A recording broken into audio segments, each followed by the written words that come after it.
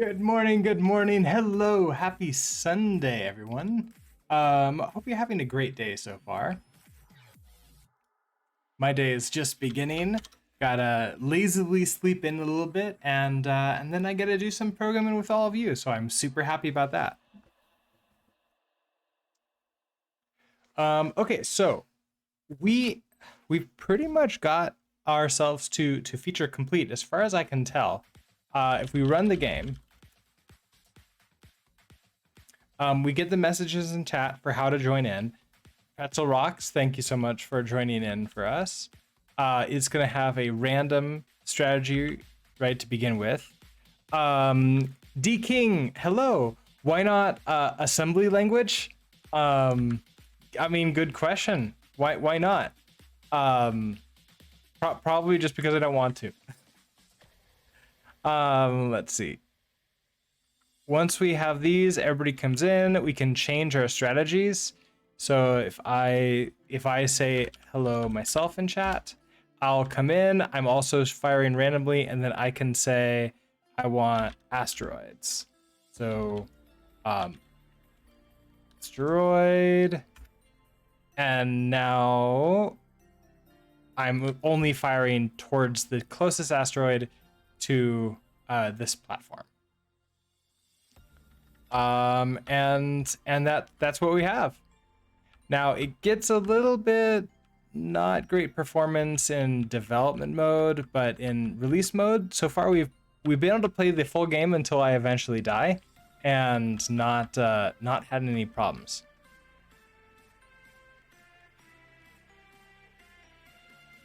Oh, you had an actual asteroids machine in junior high? Oh, nice. This was one of my favorite of those old arcade games.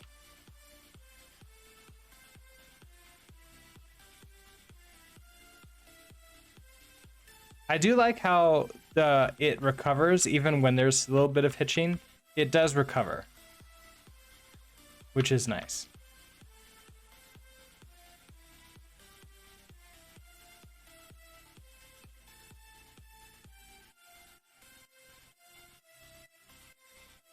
Oh, I thought it was gonna be. I was gonna say thought I was gonna be dead there, but then I died like a second later. MDues, hello. Oh, you misspelled asteroid, so I think it's still random for you. Okay, I'm on my last life. It's a lot of craziness. I can't even see where they're coming from because the hitching is bad. There you go. Now you're firing at the closest asteroid. Also, good morning and hello.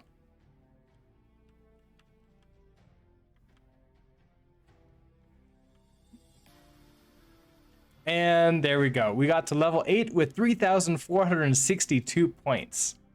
Nice. Okay, perfect. And that's our asteroid field there. Not the best. But I think let's actually take a look at what our design document said.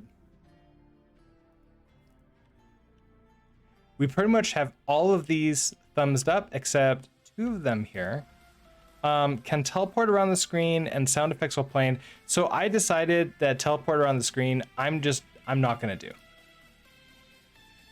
The reason why I'm not gonna do that is it's impossible. Impossible is maybe a strong word there.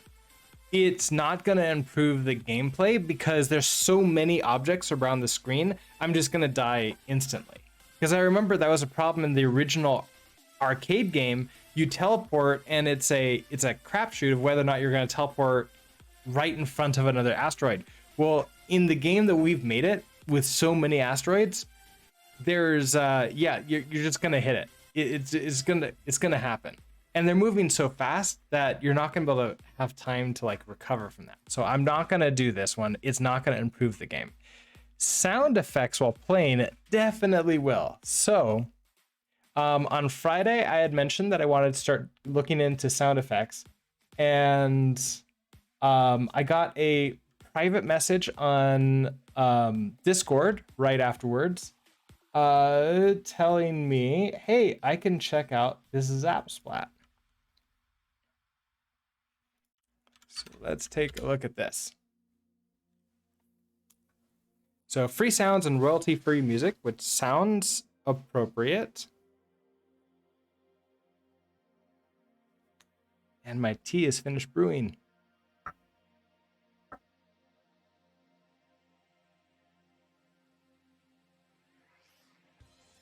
So we're gonna want, I don't want to do too many sounds, but like also at the same time, I just want at least enough. So I want like when we're shooting and when the asteroids explode, probably. Let's start with shooting.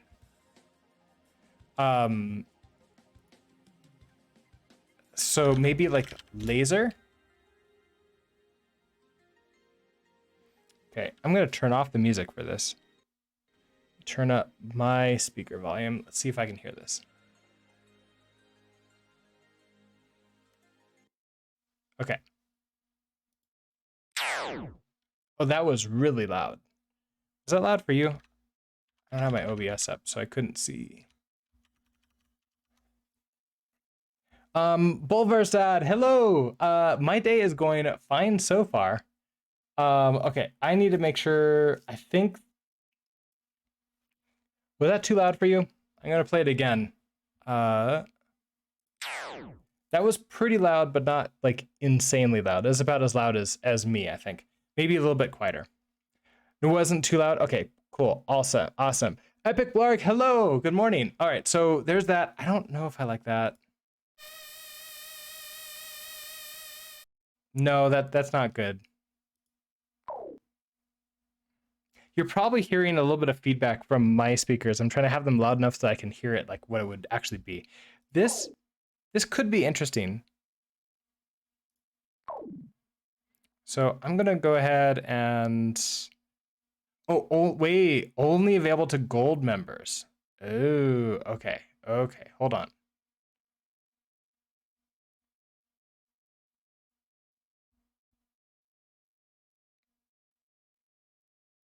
Oh, add to list is. Wait a second. So I can still do.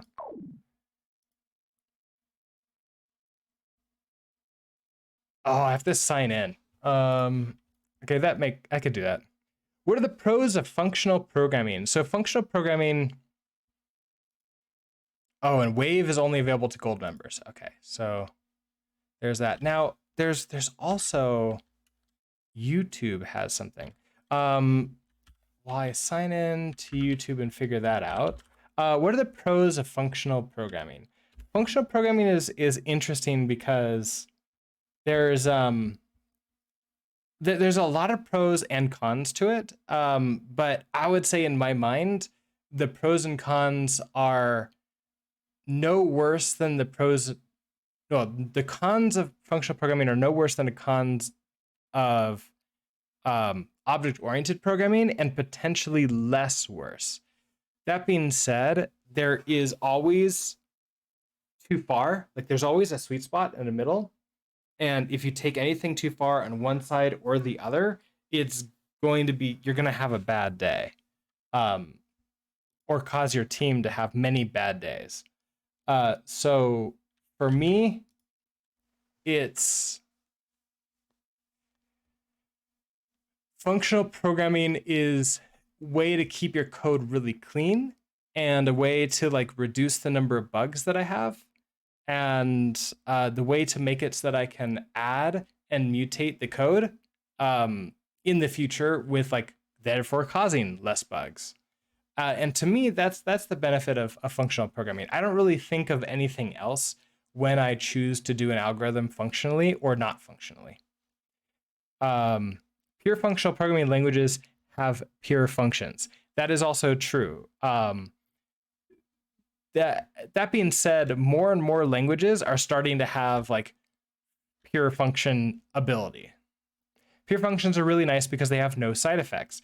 That is a big thing. So like JavaScript, for example, is not a functional language, but it has elements of functional languages. For example, you can write pure functions in it. You don't have to, but you can. In the languages that are functional languages, you cannot write anything but pure functions. And when I say pure functions, what we mean is there are no side effects. It cannot reach outside of itself to mutate something. So it's just like it takes in arguments and it returns a value, and that's it. That's all it does. You do. I do like all my things in C. Was considering going Rust or Haskell to learn functional. Oh, interesting. Okay, so a caveat with Rust is Rust will not teach you functional programming languages. It's borrowed a huge amount from functional programming languages, but again, you can program in a very object-oriented style. I'm actually going through Nature of Code again and creating like videos for that in like off stream, and I'm doing that in the object-oriented style that the book Nature of Code wants to go through, and it's very easy to do that in Rust. There's some caveats, but not as many as you might think. Haskell, however, is like you're doing functional or you're not doing it at all. If you want to specifically learn functional programming, then you should probably try Haskell because it will force you to do it right. I've never used Haskell, so I don't know, but I've heard good things about it from the people who have tried it. However, I've learned like most people who tell me like, oh yeah, you should try it, it's mostly for learning functional programming. It's not necessarily for like getting a job in Haskell. So Rust is a language that allows you to do functional programming, but it's not explicitly a functional language. Yes, absolutely. Rust, like the way I like to describe it is Rust is a general purpose language, meaning that you can program it in many styles for many different purposes. And there you go, that you could do whatever you want in it, but the that freedom basically doesn't force you down any like paradigm paths. Okay, so I just logged in to, come on, over here. This is the YouTube Studio library, which has free sound effects, which is guaranteed to not get caught by YouTube. And my hope is Twitch either. So if I do like laser in here, they have three ones, and oh, this one's only 7 seconds. That's still a long time, it feels like.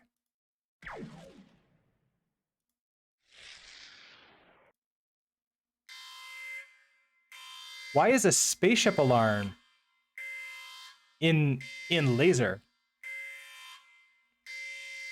Also, that's a really long alarm. Okay. Rust is, to use a buzzword, multi-paradigm. Yes, very, very true. And it's like there's a the counter argument to like, oh, I want to use Rust because of functional programming. A lot of people can say like, well, you know, what about Java? The latest Java has now started integrating functional programming techniques into it, so you can do pure functions in latest version of Java. C++, you can do functional programming styles in C++ too. So it really comes to it's not the best argument that like, oh, Rust is, you know, will force you to do like functional programming, or it's better to do Rust than functional programming. It's not actually. It's just possible to do it. Unfortunately, or fortunately, depending upon your point of view, it is also possible in many other languages too. So that, well, one of them might have been okay. This first one.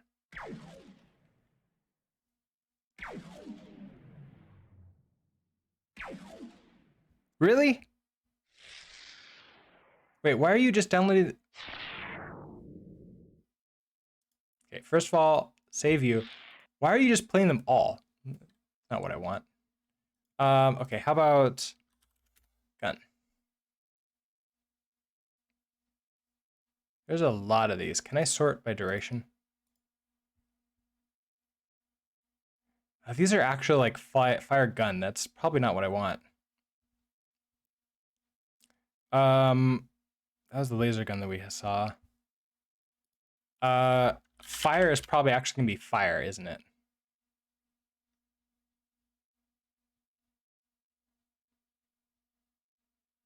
Oh, that's interesting. Very, very little actual fire, mostly gunfire.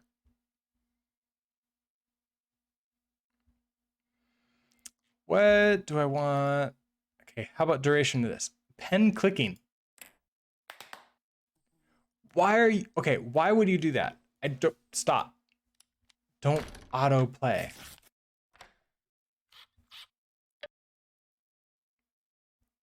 Why would you want to autoplay through just everything? That seems,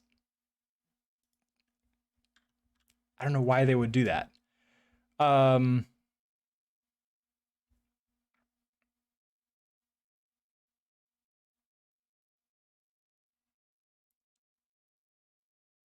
let's see, anything good here?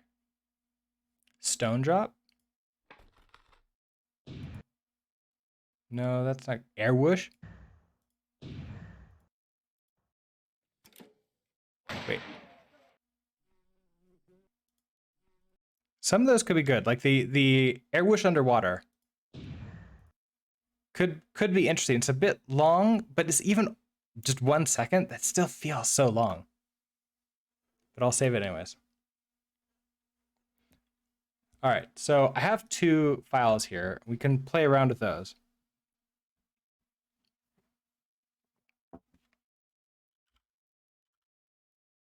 I'm going to add them to a, I think what I need to do is in the Rust workspace, we have target here. We have debug mode. Actually, it makes more sense. We're just going to come here to Asteroids Rust. I want to add in a new folder, and we're going to call these assets. Oh no, resources. That's what it needs to be called, resources. Then I'm going to drag in those 2 files in here. Did it do it? No? Okay, fine. I'll do that over here.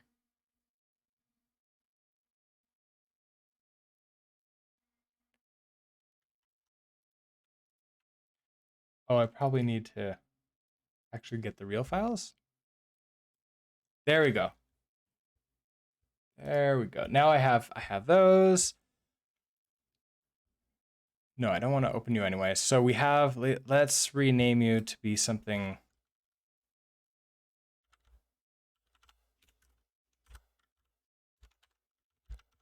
A little bit easier to work with.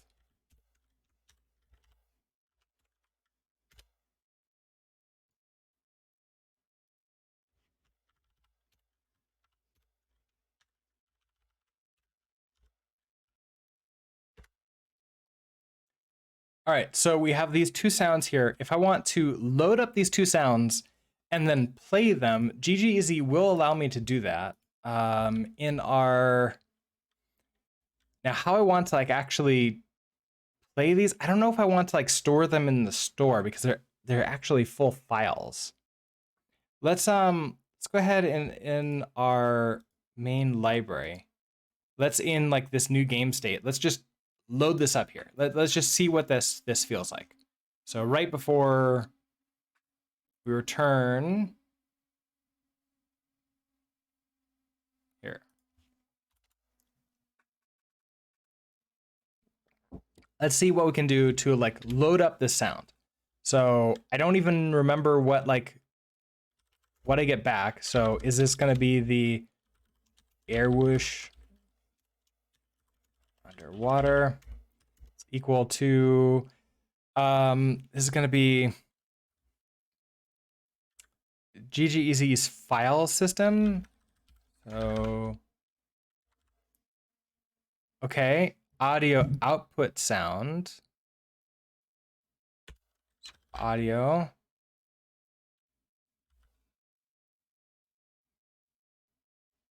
Static sound data stored in memory. Oh, it's arced, so it's cheap to clone.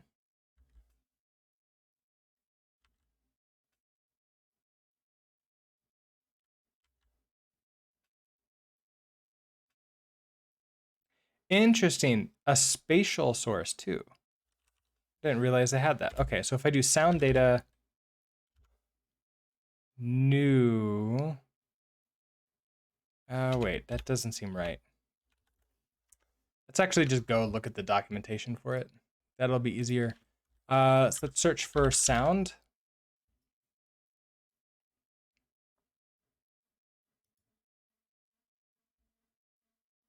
Oh, so here is a path. So we pass it. Okay, wait. Sound data, did I just miss that? Sound data new. I did miss that. Okay, so it takes a path and it takes a context. So if I pass it the context that we already have, and the path is going to be towards resources, so it should already know where that is. I should just be able to give this air whoosh underwater mp3. I don't know if mp3 is like an appropriate file. You give me a game result back. So if I load this in, this gives me a sound data. Can I like just play it right away? Well, first of all, I want to see whether or not this works, or if it's going to give me an error. So if I run this right away, we should get an error right now because it should not be able to find the file due to fun GGEZ reasons. I do cargo run.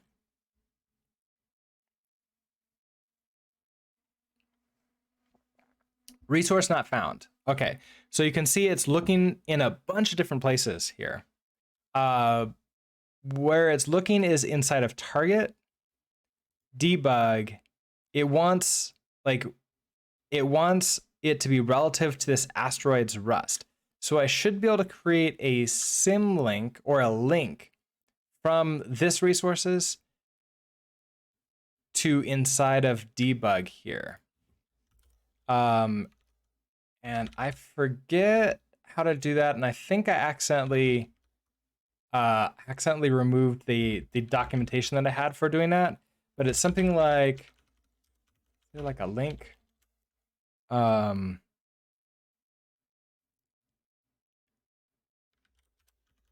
like ln. I think help. Let's actually just look at PowerShell link. I did find out that I have to use PowerShell for it. I can't use the normal, like, terminal or a, what's the other one? I can't use, like, bash, essentially. That it doesn't like those type of links. So, bash link. Make link. That's what it was. Make link. Oh, okay. So wait. It was the opposite. PowerShell I can use. I want to use this one.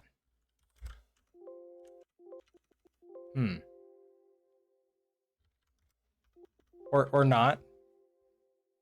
Doesn't seem to have that either.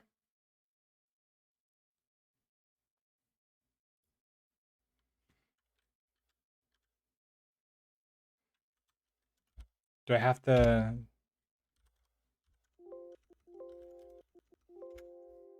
Oh, okay. Wait. Come. All right. Hold on. So you don't know it. Do you know it? You do know it. Okay, interesting. There was no autocomplete. I'm so used to having autocomplete for commands working. This one didn't have it. That's not cool. Oh, I forgot to turn the music back on. Did that actually turn the music back on? Yeah, it did. Okay, so link target. First of all, we need to go to documents, builds, workspace,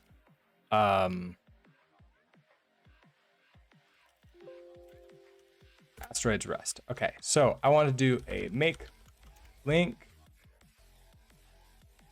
Don't want a directory symbolic link. Wait, do I?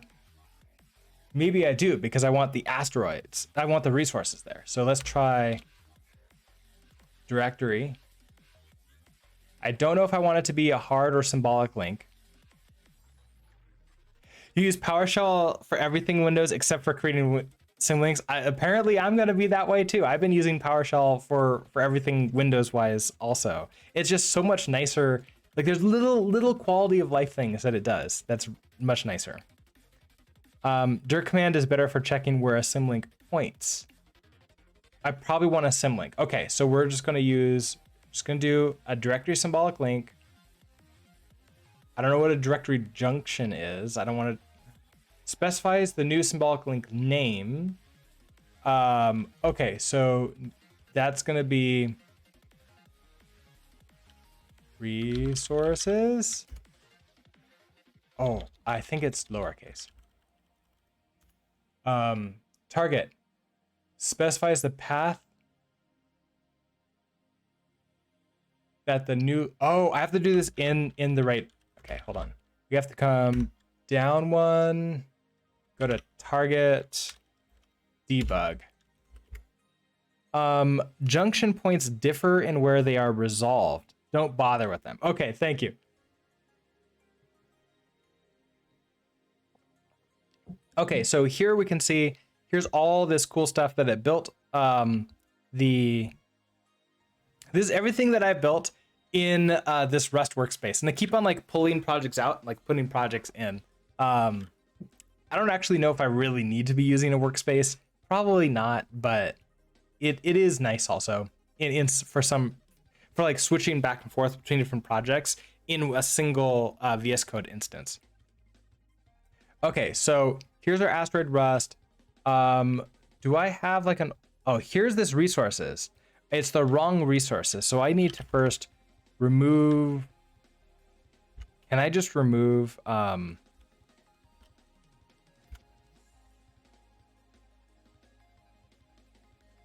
probably want, what are you? So this is in target debug. Here's resources. It's got all this stuff from the Get the Streamer game. So I'm gonna just delete you. And we're going to put this new one in place. So, all right, make link. Make link. A directory link. And then it's going to be called sources. And then how to get to that. So we want to go up one more. Asteroids.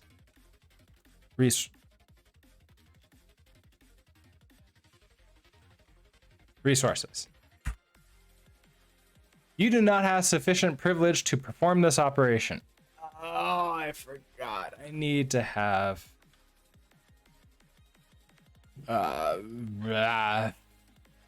command run as administrator. Yes. All right. Cool. This is fun. It sucks that Windows differentiates between file and directory symlinks. We have a tree synchronizer which doesn't support symlinks on Windows because of this. Oh no.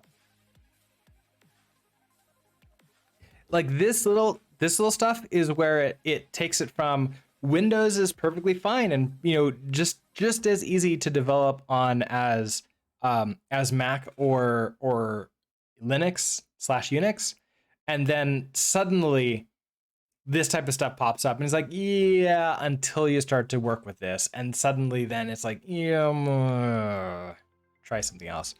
Sai Tunan, Tauan, good morning, hello. Okay, so I want to go start with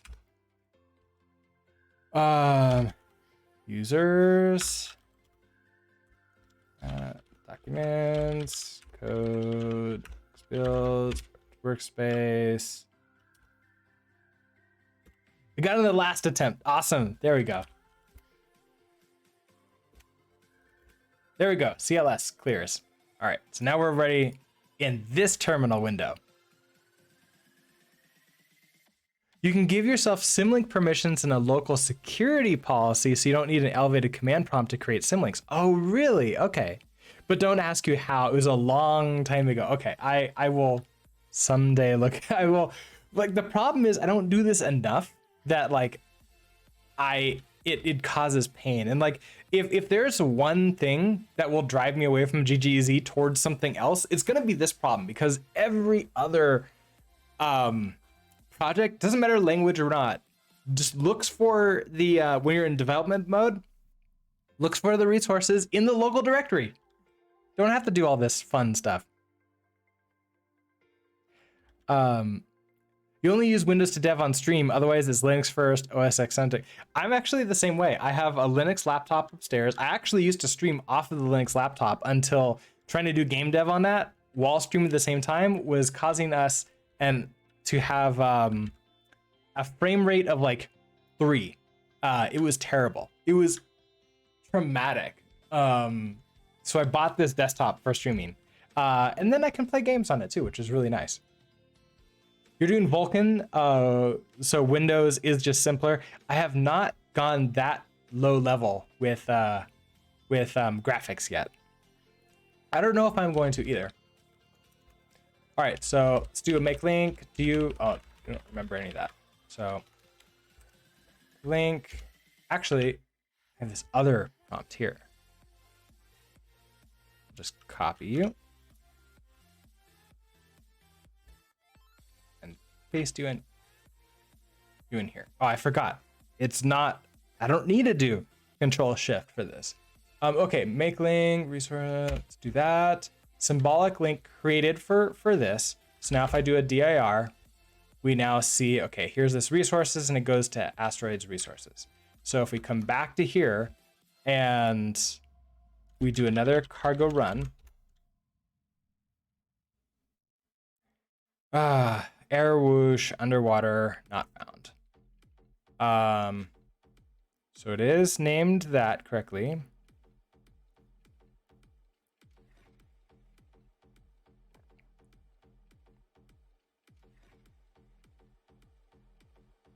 You don't know that you would recommend it. I've actually heard that from a couple people who do Vulkan programming, except there's so much cool stuff that you do. So it's like, there's a little tiny bit of FOMO in there, like watching Togglebit slowly succumb to badness while trying to wrap his head around Vulkan. I mean, is that still a was or is that an is? Because it still feels like he's succumbing to madness during that. But yeah, it is great to sort of like watch that come together, especially when he gets it implemented. But I want to get things on screen so much faster. And there's like so many streams. And he's got like 8+ hour streams where it's just like, okay, debugging, then moving on. Okay, so what do I need to do here? What's our problem? So you were looking in Rust workspace, target debug resources. So let's double check this. We're in,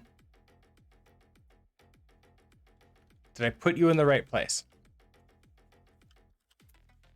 So we're in Rust workspace. Wait a second. I'm not in the right place at all. Hold on. Remove sources. Remove DR. Resources. Okay. I need to go into target debug. Then do the same command again.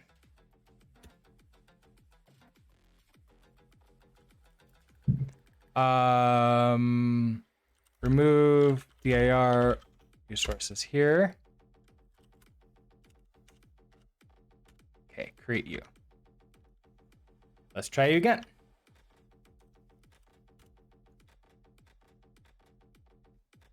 Resource not found. Cool. We went over to OpenGL for now, but hinted at coming back to Vulkan later. Okay, you're gonna build up your own engine. Nice. It's more of a science experiment art project than anything. That is still a lot of fun.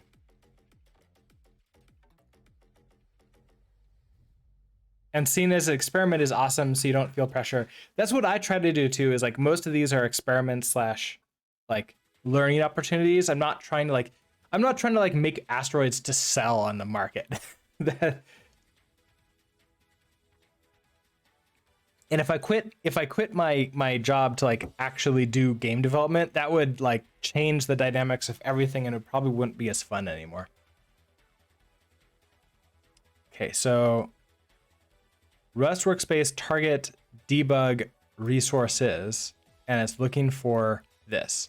Now, if we look into here, so we have, this is the wrong one. This is definitely the wrong one I'm looking at. No, it's not. This is the correct target. So target debug resources. Now, did I spell this correctly? RESOURCES. Okay, that's correct. Here's this air whoosh underwater. So it's looking for,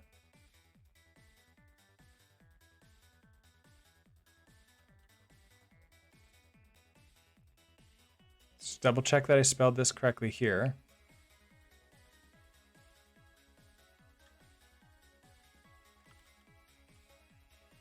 I think I did. Okay.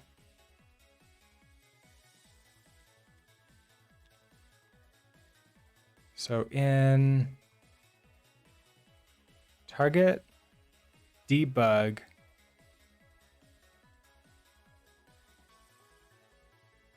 resources,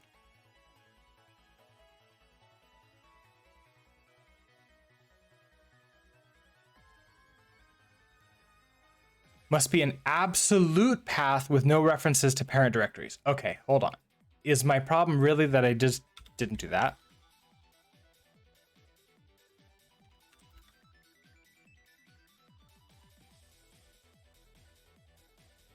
It is. That was my problem.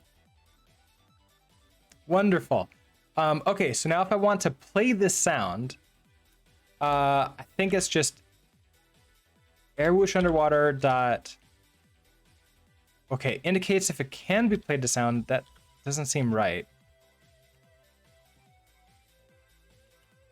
So we have sound data.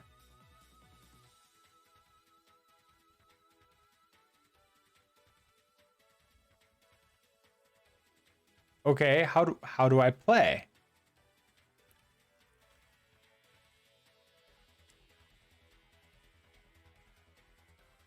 Okay, there's this sound source.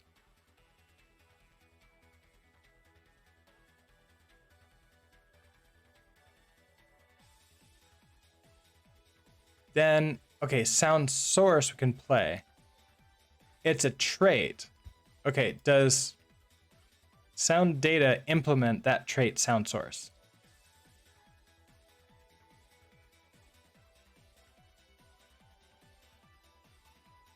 I don't see sound source here.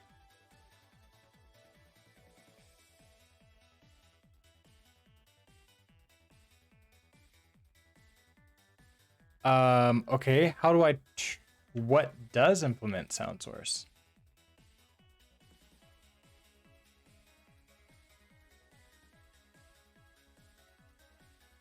So we have you. Okay, implementors. Okay, so there's implement sound source for source and spatial source. Okay, so maybe you're what I need. I need an audio source and then I can play that. So I did the wrong thing. XO220C, hello. Good morning. I mean, at least for me, it's a good afternoon, evening, or wherever you are for you. Okay, so you need to be a sound, just a sound. Is that? No, a source. That's what I want. An audio source that gives me this. Whoa. Don't do that. Then we're going to airwooshunderwater.play. There we go. And you return a game result. So that. No? You need to be mutable. Really? You're waiting for a Resi demo to unlock. What's Resi? Oh, wait. Resi? Resident Evil. What are they up to now? Is it like 8 or 9? Or they've been remaking them too, so I have no clue. Tall Vampire Lady is like the newest game? 8. Okay. That sounds that is that really the title? Tall Vampire Lady, or the subtitle, I guess. Tall Vampire Lady. That's weird. This is so weird. Okay, we're gonna pause the sound. Or Resident Evil Village. That sounds a lot more like an actual subtitle for a Resident Evil game. Ironically, like, I like the Resident Evil franchise, I just can't play them. I think I tried playing a couple, like when I was a kid, I got Resident Evil 2 and like rented it, and I couldn't play it. I got so scared so fast. I've never been able to play horror games or scary games like that. So I just watch people online play them, and that usually works for me. Okay, so this should play as soon as we start. We should hear a whoosh. So I'm going to turn up my volume, so there might be a little bit of feedback on this. Let's try it.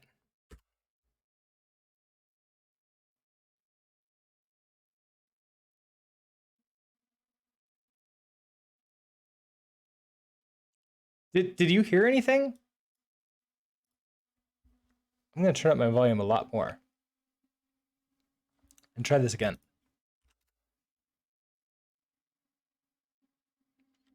I didn't hear anything, and I didn't see any hint that anything in OBS was trying to play any sound.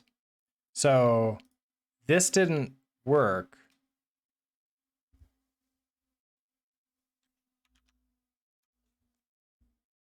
Okay, so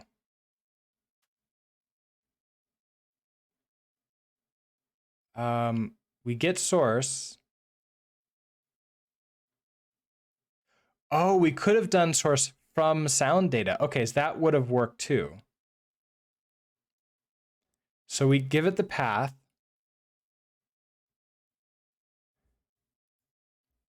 Then we can play, which gives us the game results, plays the audio source, restarts the sound of currently playing.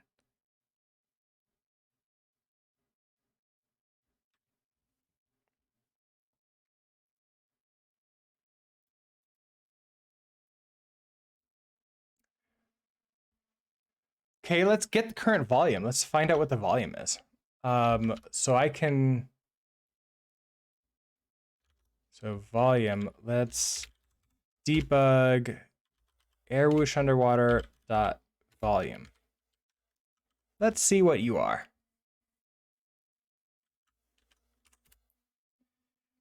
Source from sound data seems a lot less complicated than setting up a source in script and creating its own sound data.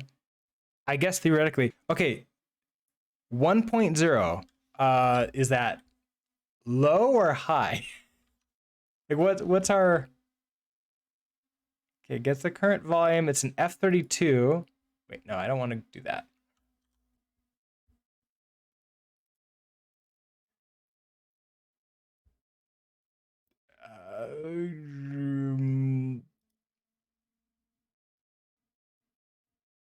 Does that mean is that low or really high?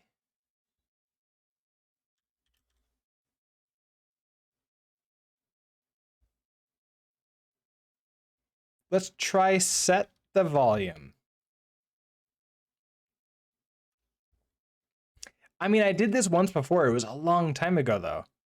I mean, like last year, but okay, so let's try air whoosh underwater dot set volume to be like, I don't know, 100.0. If it's between 0 and 100, maybe that will be okay. You don't return anything.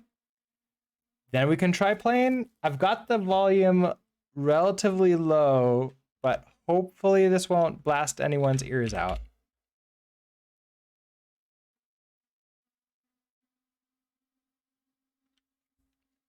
Still couldn't hear it. Volume is now set to 100, so there's that.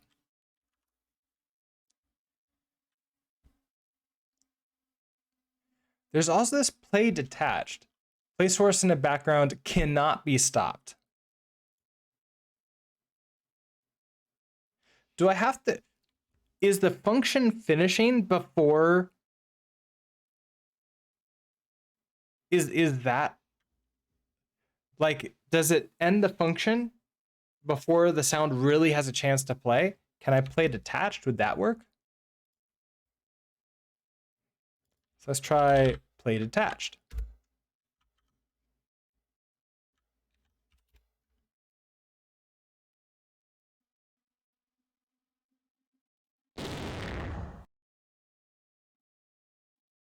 Okay, that worked. I heard that. All right, so the sound is like starting to play, then the function ends, and so it doesn't finish playing. Just strange. Is play asynchronous? No, it's not. So what's going on with play? Like, why?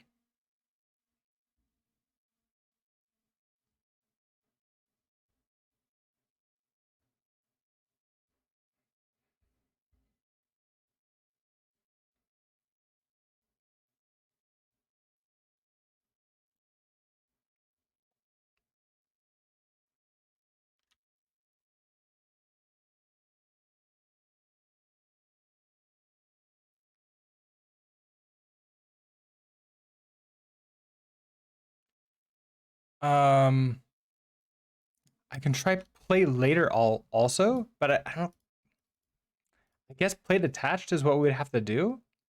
I'm actually a little bit curious about this. So first of all, I want to get rid of this set volume to 100. I want to now try this at like the 1.0 volume. See what that is like. That was a bit corrupted sounding.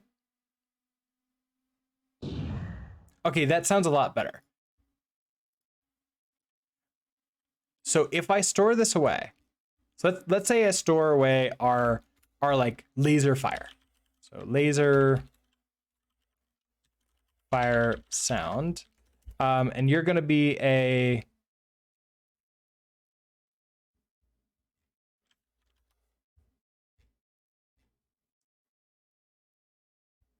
you're not a sound source. You're gonna be a sound. No, you're a source.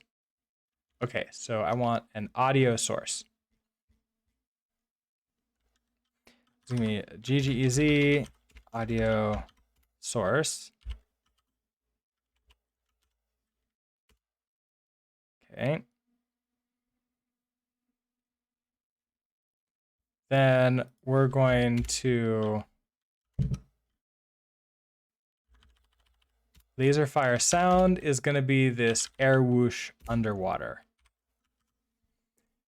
I don't want to do either of you right now. We're just going to store this away, and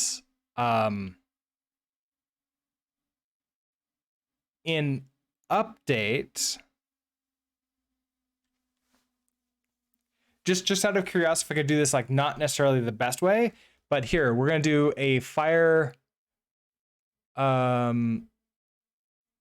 bullet system. So inside of here,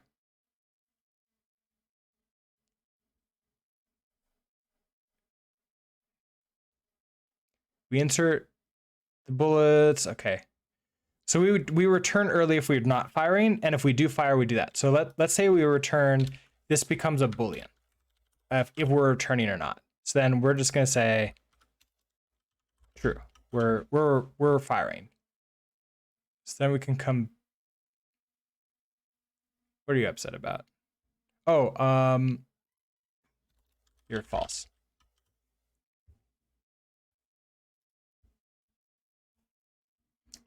Then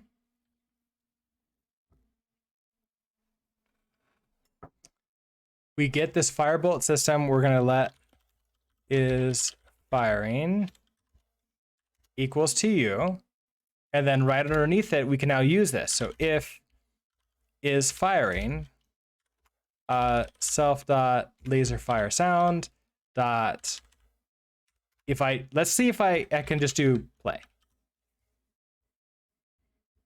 Now this is only gonna be me firing, not the platforms, because I wanna just, this is just a test. If I can put this into the world, that would be the best, but I don't know if I'm gonna be able to.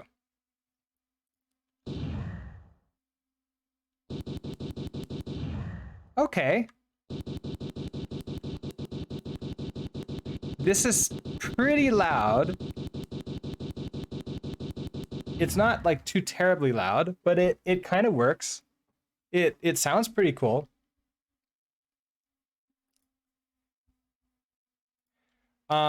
If I set the volume once up here, I think then it'll be better. So what if I just do air whoosh underwater that set volume? I don't know if I want to make it like half, but let's try. So 0.5.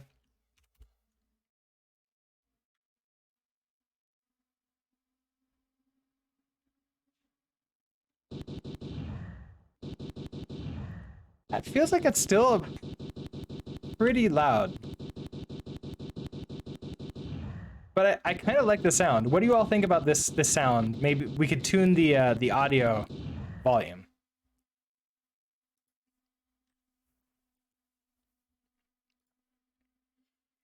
It's like I want 0.25 maybe.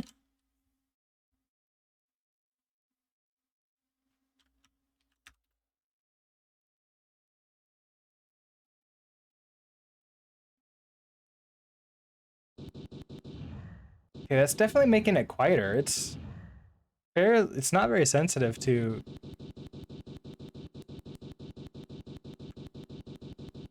Yeah. Okay, so if I've got that sound, how do I want to store this into the world? I don't necessarily want there to be.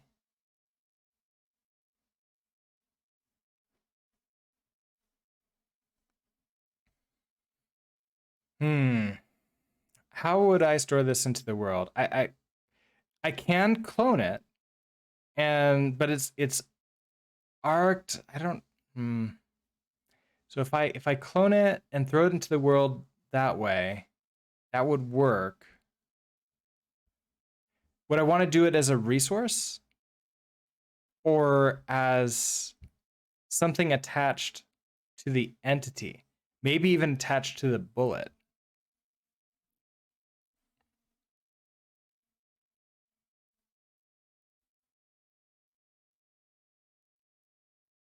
Where right when the bullet is being created, no, it would then just be okay. So here in fire bullet, essentially here at this point of time, we would then play the sound.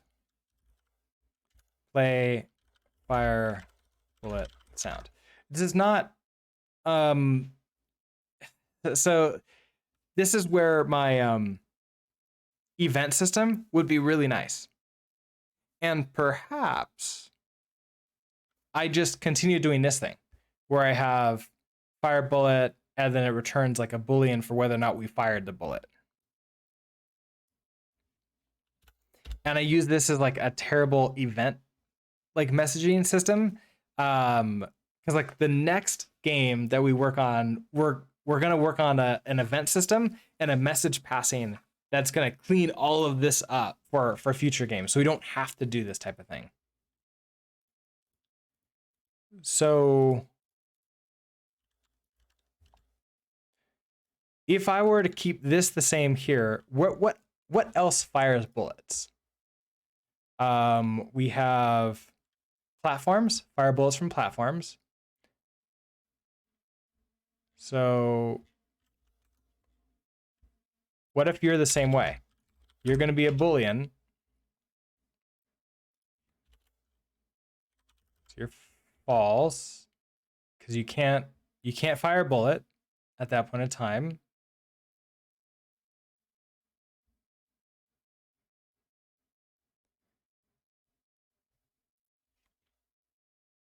Insert bullet into world.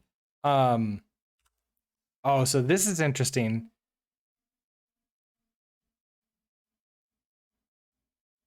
If we did this, then we're going to return a true. Otherwise, we're going to return a false because that frame, no bullets got fired. I'm guessing this is going to be absolutely insane if I were to try it. So let's do let mute firing equals false. But if we insert the bullet into the world, then we're going to say firing equals true. And then we're going to turn firing. So that's going to give us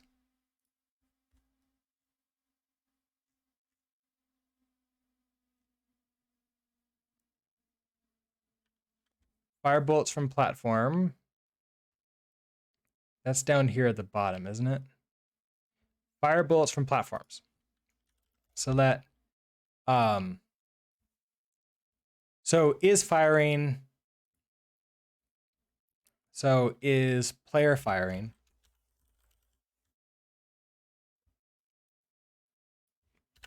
I want to do that. So is player firing, let is platform firing.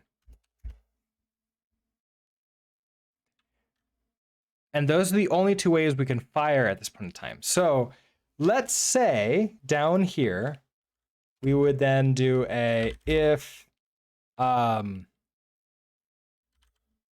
is platform firing or is player firing. Then we're going to do a self dot laser fire sound dot play. So either the platform or the player fires, that sound plays. I'm guessing this is just going to be noise and not cool to listen to. But let's find out. So that works. And then if I say hello in chat,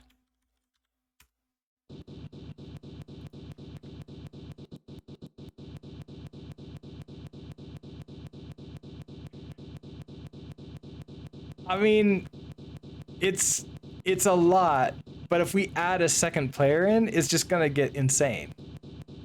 So here, let me. Yeah, I can't imagine this is gonna be good. I don't have another person to add in right now. Oh, maybe I can log in as myself. Unless if any of you just send a message in chat, it'll spawn you in as a platform, and then you'll start firing, and we'll hear what that sounds like.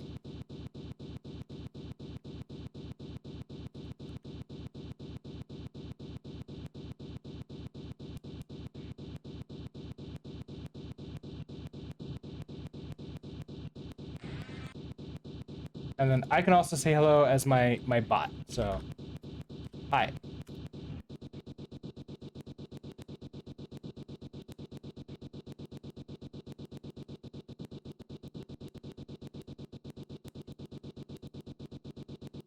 Yeah, I'm not.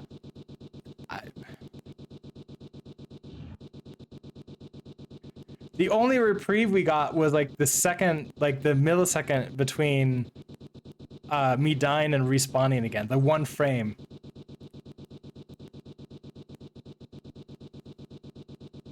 I don't like it. I don't like it. I'm gonna make it so that only us as players can fire.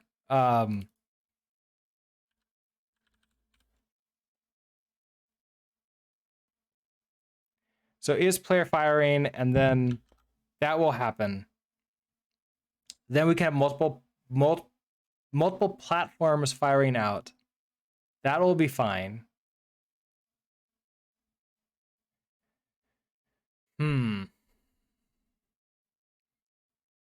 there's not good feedback for them, but maybe we can have something like, reinforcements, added or whatever whenever a platform spawns in and then starts firing. And then we can also have like strategy set. So let's, I want to think about like what sounds we want. So if you come out here, so sound effects while playing, it's like add these in here. So we're gonna get player fires. I think that should be fine. So player fires. We also have asteroid destroyed. I think that could be good.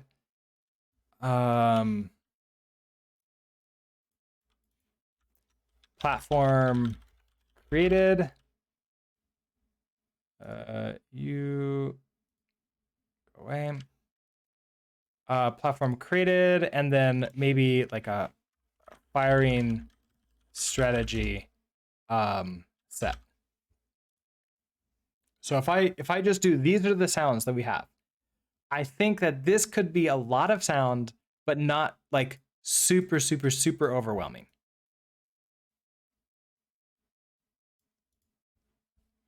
So we have player fires essentially, but I want to maybe turn into a system, and then, okay, so we're probably gonna have a resource then. We need a resource for should the player fire, and we also need a resource for the actual sound itself. Because I don't want to have to do this. We want to set if we're firing. So I don't want to do this thing. I don't want to do this thing. It's going to come back into you. We're going to undo all of you to what you were before. Fire bullet, we want to undo you. You before. Okay, so we're good here. Now, resource. A Boolean resource is pretty easy to do. We already have that set up. So we're just going to have an add resource. That add resource. Oh, we need a names. Player fired. And I guess this should be play.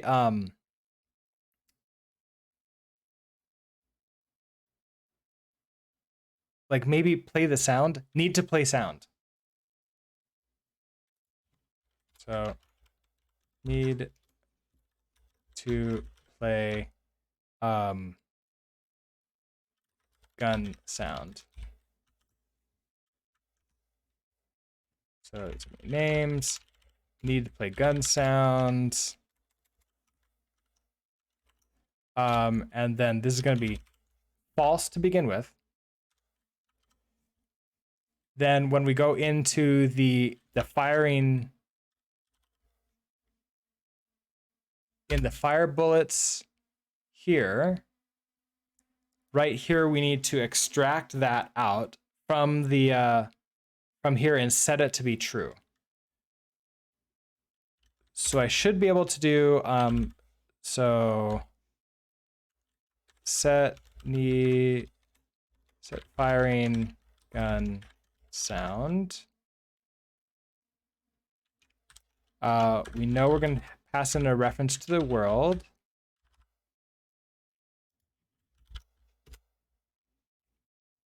We're going to return a result.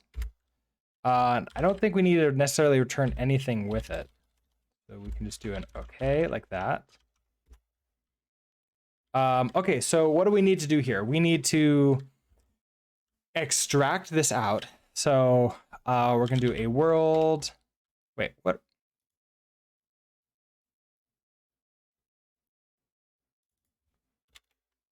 No. World dot get resource. The name of the resource, that's going to be a reference to names need to play gun sound to string. Let need to play gun sound. This is a resource so far, so we can question mark you. Okay, that gives us an RC, so we can also just straight up borrow mute you right now too. That gives us a ref mute of this resource. We can then cast it, so we can. You're going to be a mutable reference to a boolean. It's equal to need to play gun sound dot cast mute. And then we can set this to be true. So dereferenced need to play gun sound is equal to true.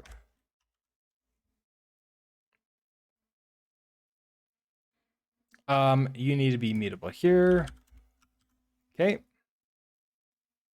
And that should work. Okay, that should be set to true now. We do have an error.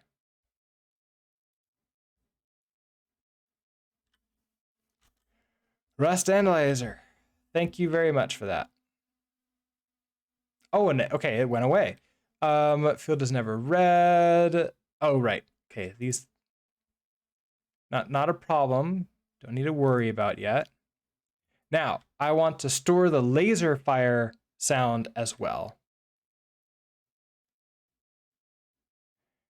So this is also going to be a resource. But if I want to do that, then I need an actual sound to store in, which means we need to add a new type to BBECS. It's been a long time since we've done that. All right, so in here, what do we need to do to actually get that to work? I think in our tests, we want to integration tests. So we have one for point. Let's create another one. Integration tests. I guess this is just sound. RS.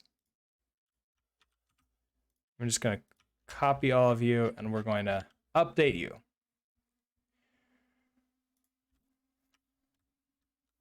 So everywhere where we have a point. Oh, I wish. Okay. You're going to become a sound.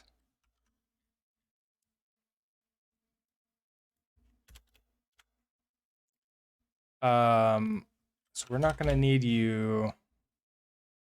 All right, so in here, we create a new world. We have to create the sound here. Am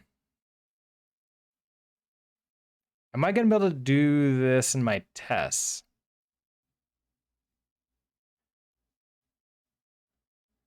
I'm going to need the resources to do this. So this is going to be interesting. Let our sound equal to a source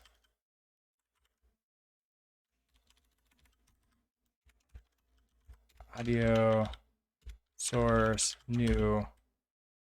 Oh, because we need an entire context. Okay, this is not going to work. We can't easily do this. Okay, never mind. Gonna get rid of you. Everything will be fine. All right, so what do we need to do then? Let's start with the main BBECS library. I don't care about you. We're gonna be using the external data type, so that's gonna be fine. If we start with world,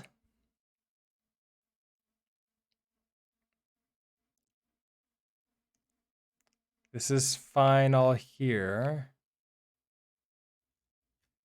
Down at the bottom, okay, we're gonna need with components for each of these.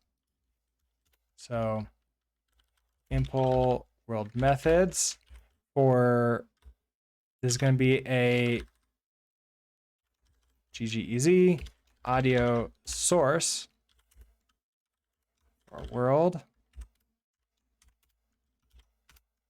Then we have with component.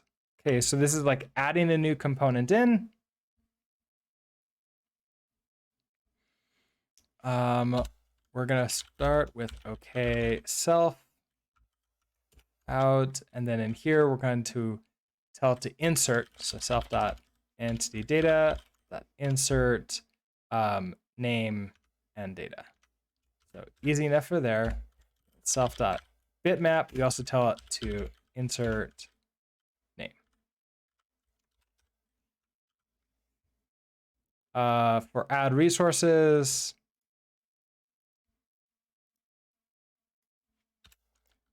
self dot resources dot insert the name, and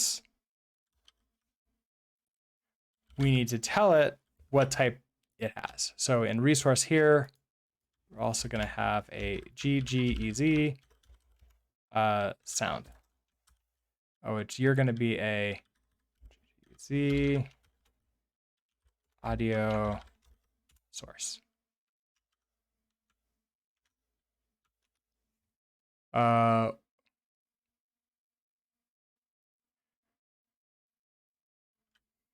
The trait clone is not satisfied, required by, oh, maybe I can't throw sound sources in here. So maybe I need to have it somewhere else. Because these need to be clonable. And if I can't clone them here, source data can be cloned, but I need to create a source from a source data. And I don't know the implications of that. So if I do sound data, it's arced, so cheap to clone. So if I do that, then you're happy. So back to here. So you're going to be a sound data. Sound data.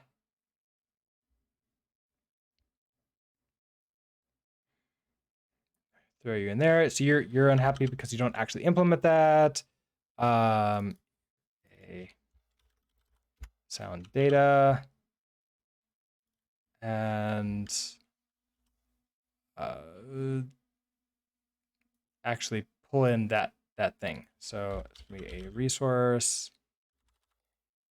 GGEZ sound, pass in data. Okay. All right. So once we have that, then I think it's just making it until it works. So entity data traits, we now need to do this for all the entity data. Let's just copy you. So where we have text here, this is going to be a Z audio sound data. Insert.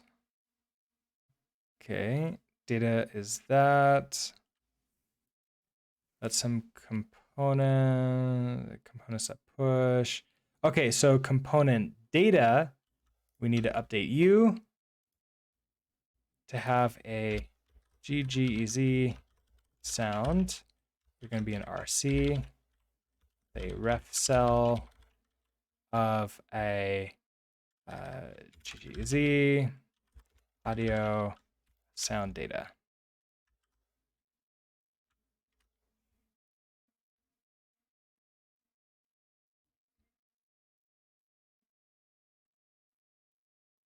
So this is GGEZ sound. So an RC new, ref cell new, and then the data. Okay, so you're happy here, but we do have to remember that inside of here, we need to now implement all of these. So the cast components now need to be implemented for this. audio, sound data. Okay, so we're gonna cast mute from here. If let's easy text. So you're gonna be sound. Let's just make this the data. Return the data.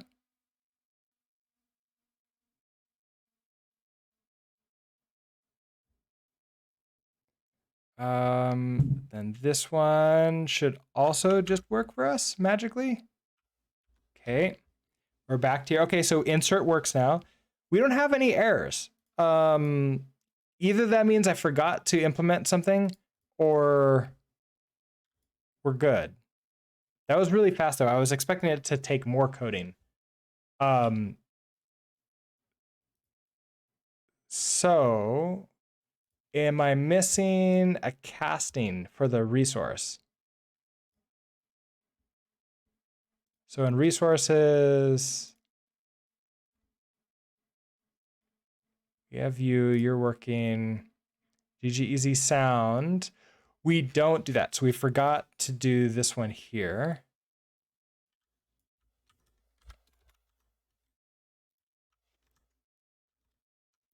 This is going to be a Z audio sound data. So cast, result of that. You're going to be G Z sound. Going to be sound. Okay, so we get the sound data out. We return that. Otherwise, we have this error here. Okay. You updated one of our build systems today to use threaded packaging rather than package everything in sequence. Packaging time went from 92 seconds to 28. Oh, nice. It has been a good Sunday. Yeah, that sounds great. That the feeling when something like that works and you see it happen so much faster. Oh, it's so nice. Okay, so I think we're good now. So I think we can store these sounds as resources away. So if I come back to our library here, I'm not going to store the laser fire sound in here anymore. Instead, get rid of you. I'm going to take you all, cut you away. We're going to go up to the top and put you in here. So we're going to create our air whoosh underwater. We're going to set our volume to relatively low.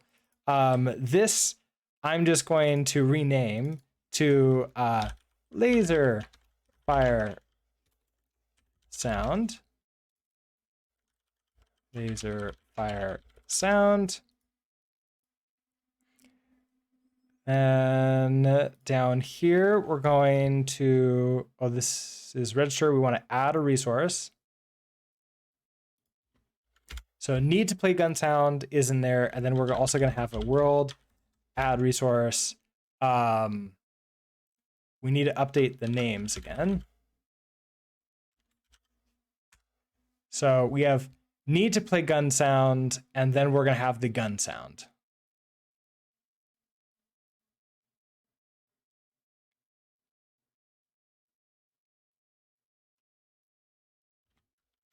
Okay. Gun sound is here. So names, gun sound, string that. And you're going to be the laser fire sound, like that. Oh, and then we learned that this can't be a source. This has to be a audio sound data. We have to do the sound data. So we're gonna have to every frame like convert it from the sound data into a sound, but that's gonna be fine. So we're also gonna have to do that. Okay, so we can't set the volume here either. So you might as well just be that. And so we're gonna get you and store you away. Okay, perfect. Then once we have that, we can create a system.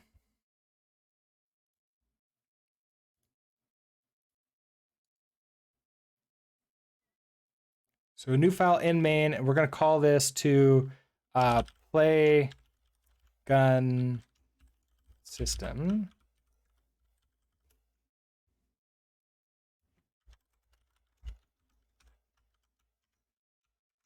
All right, so public function, play gunfire system. We know we're going to take in the world, which is going to be a reference to a world. And after that, I don't think we need anything because we're just going to get everything we need out of here. So we're going to return a error result with nothing in it. So we can just do that. First thing, we need to grab the resource. Do we need to fire out? Just to find out if we need to fire. So that's going to be a let need to fire is equal to our world get resource. It's going to be a reference to a names. Hey, you found it. Nice. We're going to have our need to play gun sound to string here. I'm going to question mark you, and we're going to borrow you. Let's borrow you mutably. Which means we need to make you mutable. Because if it's false, we don't do anything, we return right away. If it's true, we're going to set it to false after we play the sound. Okay, so need to fire is this ref mute resource. So we then need to cast it. So let need to fire is going to be a mutable reference to a boolean equals need to fire dot cast mute. Okay, so now we have that. If a dereferenced need to fire is a not, so if you're false, then we're just going to return early. We're done. There's no need to fire. However, if we get past this, it's time for us to to actually play the sound. So we need to get that sound data out now. So then let gun sound equals, and I think we learned that this needs to be mutable. It will yell at us if it doesn't need to be. We're gonna do a world, get resource, names. This is gonna be the gun sound. And I think we just need, let's just try not making it mutable. Let's just try borrowing it first. See how that works. Then our gun sound is going to be a reference to a audio sound data is equal to the gun sound dot cast. Okay, so we cast that out. We have to turn this into a sound source. So that sound equals audio source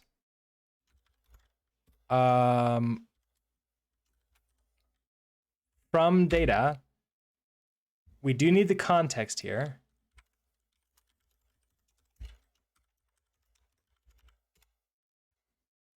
Hand the context and hand it the gun sound. And it should clone that. Okay, so that should be fine.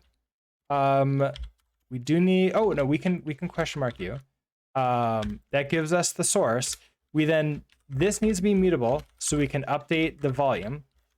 So we can say sound dot set volume to like 0.25. Maybe it can even be quieter. Maybe we can do like 0.15. Okay, that gives us that. And then we want to play this. So sound dot. Then I want to set the need to fire. So this is going to be a dereferenced need to fire is going to be equal to false now. All right, gun data. Expected found. Okay, so you need to be a dereference, so it clones that. Cannot move out of guns, how much is bound out and oh wait. Okay, so we need to do this. Clone you. Send a play, you return a result. Okay, and then play gun system, we need to actually call you. So that's going to happen in update here. So play gun system, pass you in a reference to self.world, pass you in a context, unwrap you. We have 3 warnings. Yes, we don't need you in here anymore. And that's like, we're not actually doing this here. Maybe we don't need to. I'm just gonna get rid of it so we don't have that warning anymore.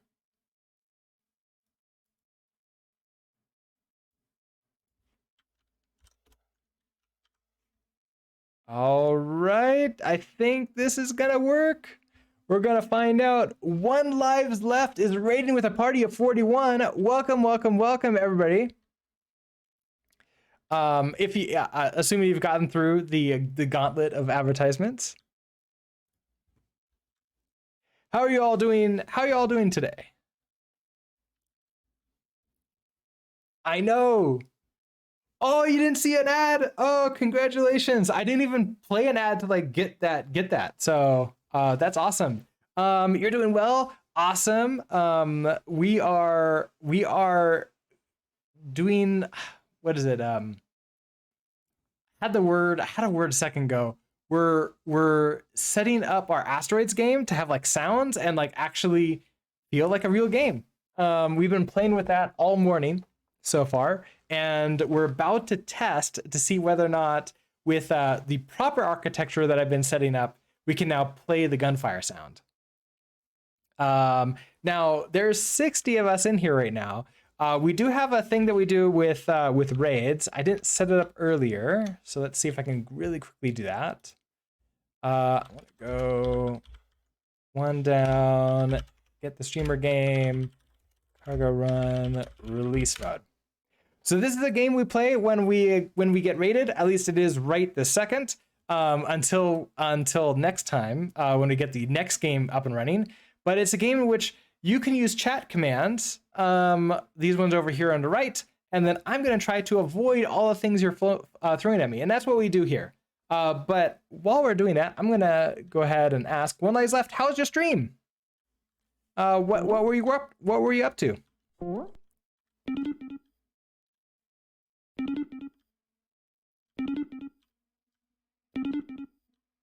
While you're all trying to force me into the corner again. Oh, he might have left. Oh, well, that's too bad. Hopefully it was a good stream. Hopefully he's able to rest and relax now. I know it can be. Oh, died quickly. But let's try that. Let's try that one more time. We'll see if I can last like a little bit longer. Well, what was 1 lives working on? He may not be here, but you're all here. You were watching. We'll try this one more time. A Jai stream API? I don't think I know what Jai stream means. I don't think I've heard of that before. Okay, let's try this again. He's working with Jai. Oh, Jonathan Blow's new language. Oh, okay. Yeah, so I know Jonathan Blow, but I don't think I knew he was working on a new language. That's interesting. Oh, Epic Blarg, thank you for the heart, even though it was random and you didn't actually mean to do that. What? Who wrote these collision detection? I'll take it.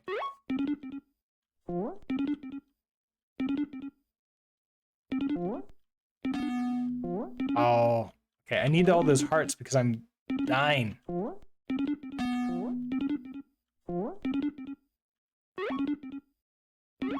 I'll take them. I'll take them all.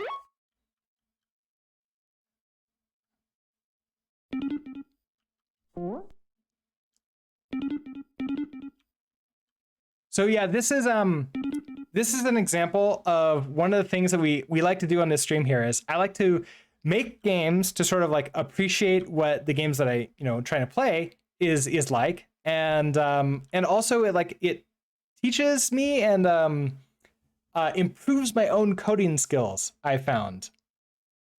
And then I try to make them all interactive with chat because I think that's really cool and fun to like play these games with you. This one is, very much against you.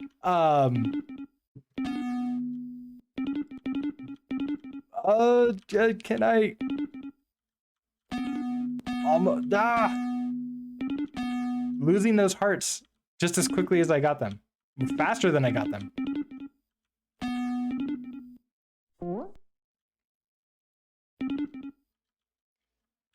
Oh, but I've almost won. Yes, barely. That was down to the edge. Epic Vlog, you got 148 points that time. I know, it was so close. So close. I'm glad that we didn't have a mod in chat that was gonna play, because when they have the ability to spam a lot faster with messages, and that usually means a rain of fire. So that's one of the previous games we worked on was that game. It's really cool, although we played it a whole bunch of times, so I'm replacing it with an Asteroids game. So we're gonna check out, see whether we did a bunch of coding here and I haven't tested it out, so we have no errors and warnings. Let's go ahead and see if this runs. I'm gonna do a cargo run, and let's just put it into release mode also, so that we can play it if it actually works.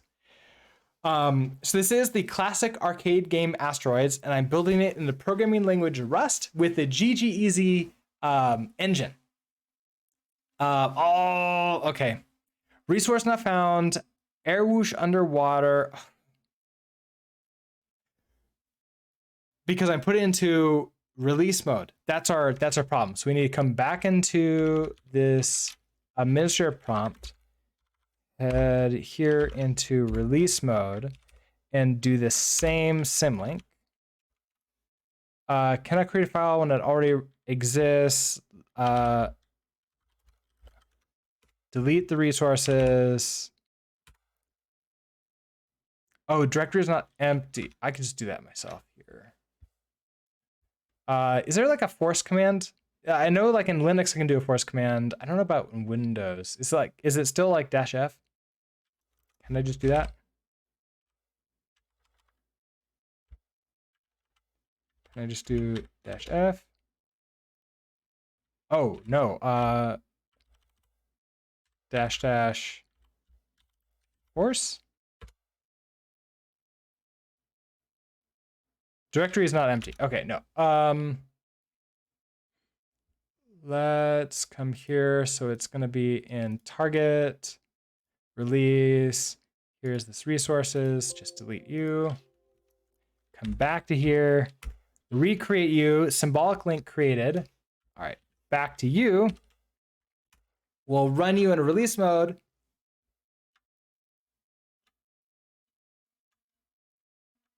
Oh, that's so sad. I was really hoping the sound would play. Okay, it makes me wonder, are we running into the same problem as before? Sorry, Epiplar, I just quit it. I wanna try one thing really quickly. So in a play gun system, let's try play detached and see if that works.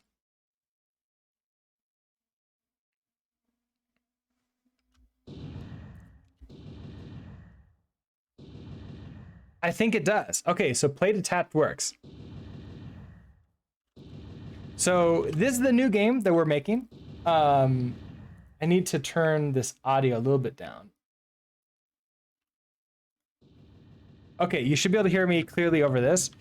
So as you can see, Epic Blarg chatted in chat, which spawned him in as a platform in here. So this is a collaborative game. I can't be hit by these bullets from Epic Blarg, so I'm safe to fly around. He gave the command asteroid out, and that makes it so he's firing at the closest asteroid. There's also random and UFO to fire at those. I kind of like cheat in the commands. It doesn't actually truly listen for asteroid. It can also be just asteroid. So for example, if I chat in and I say hi, it brings me in and I'm firing randomly, completely randomly. Which, oh, I killed that UFO instantly. I can then just say, you know what, asteroid, without the hash, and I start firing at the nearest asteroid, and that's it. That's going to be the current. This is going to be the new collaboration sort of interesting game to play. I wish I knew a sound that I can play for the platforms firing, but there's just so much firing. I don't know how to do that without making it super annoying. Like, I might not even want to like fire too much and like let the platforms, let you all do the work. Heck, later on, I just need to focus completely on not dying, because this gets really crazy really fast. I think the highest we've gotten to is level 8, and we're on level 5 right now.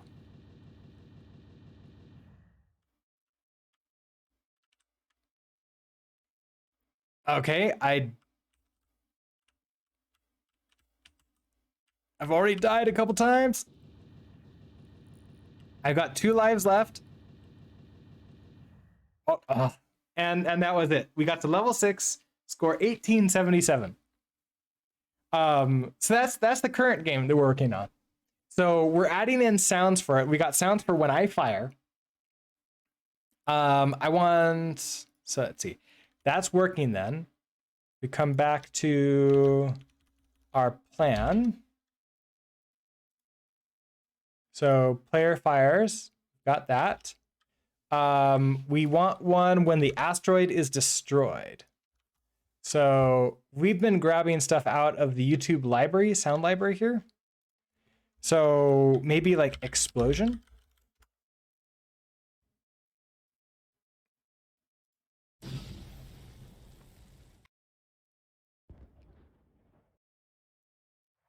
I like this one.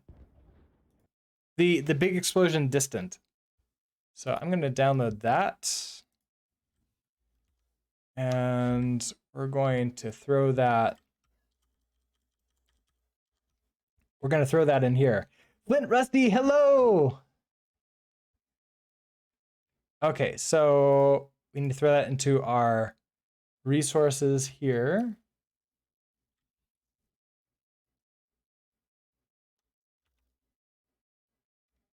Oh, I closed that other window. I want downloads, big explosion. Oh, you know what? I need to just rename you right here. Nope, don't. What? Stop. Okay. It's gonna be big explosion event. Throw you in here.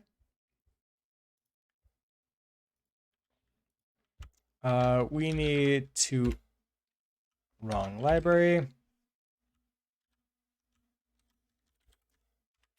We need to create you as a resource. It's gonna be let explosion sound equals the audio sound data new, pass it the context, and pass it the path. So you're gonna be big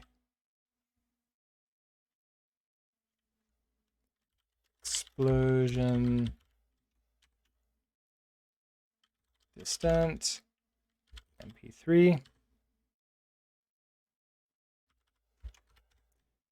Okay, so we get you either going to take this and register it as a sound, which means we need names.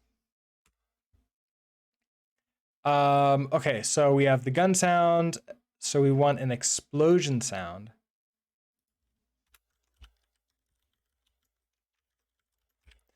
And then we also need this need to play explosion sound.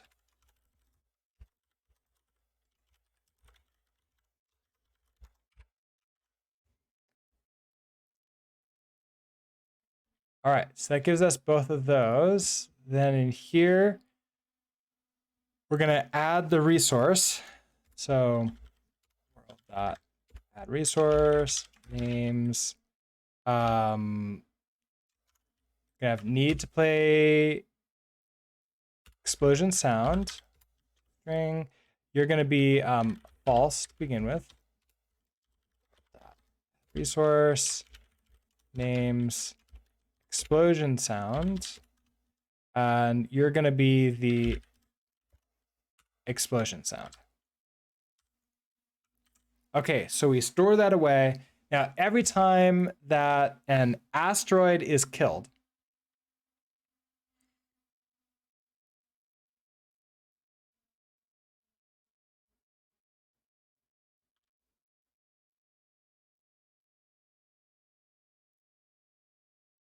so handle bullets hitting asteroids. Every time that this happens, we are going to grab out the resource. So that's right here.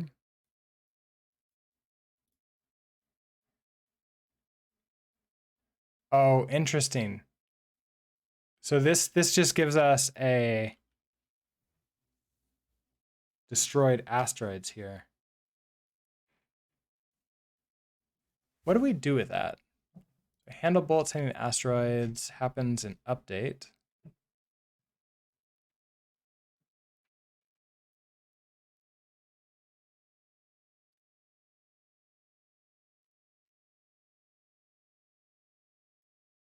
That's ships.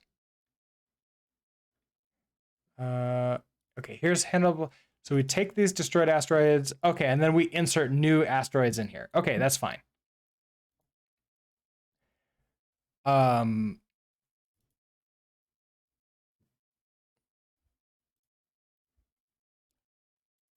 that's because we could potentially hit multiple at the same time in the same frame.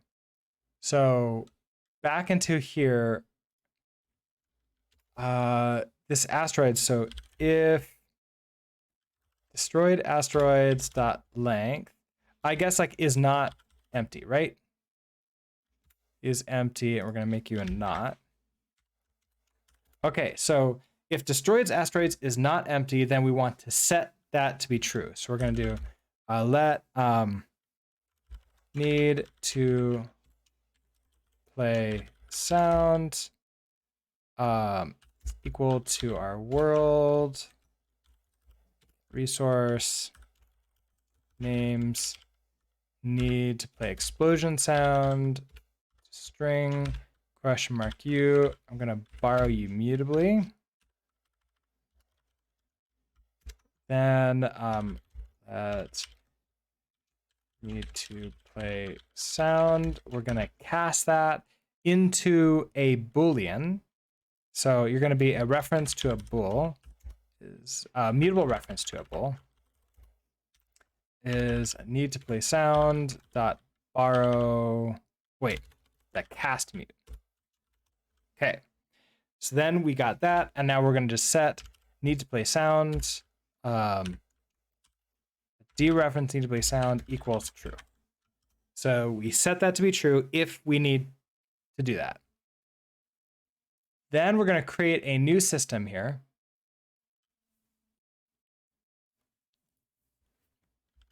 Which is play explosion sound res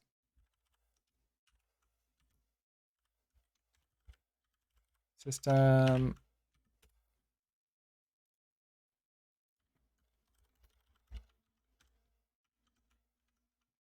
Okay, so what do we need in here? So we're gonna have a pub function sound system.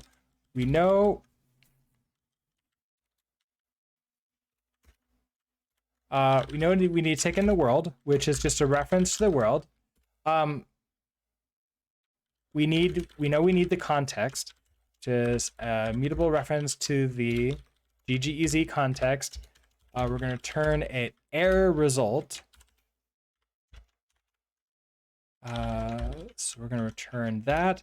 So we need to first get like, hey, do we need to play this sound? So let need to play. We do need this to be mutable, so we can update it later if necessary. So equals our world, get resource, port you, need to play explosion sound, to string, question mark you, I'm gonna borrow you mutably. Then we're gonna cast this. So let need to play. It's gonna be a mutable reference to a Boolean. Need to play dot cast mute. Okay, so we have that. Now we can just do a little quick guard here. So if not dereferenced need to play, then we're just going to return early. We're good. We don't need to do anything. If we get to this point, we do need to play. So we now need to get the explosion sound out. So it's going to be the same thing as before. So that's going to be the explosion sound data. It's going to equal to the world resource names explosion sound. We're just going to borrow you. We have a ref with a resource, so now we need to cast you. Explosion data. You're going to be a reference to Z audio sound data. So you're equal to the explosion sound data dot just normal cast.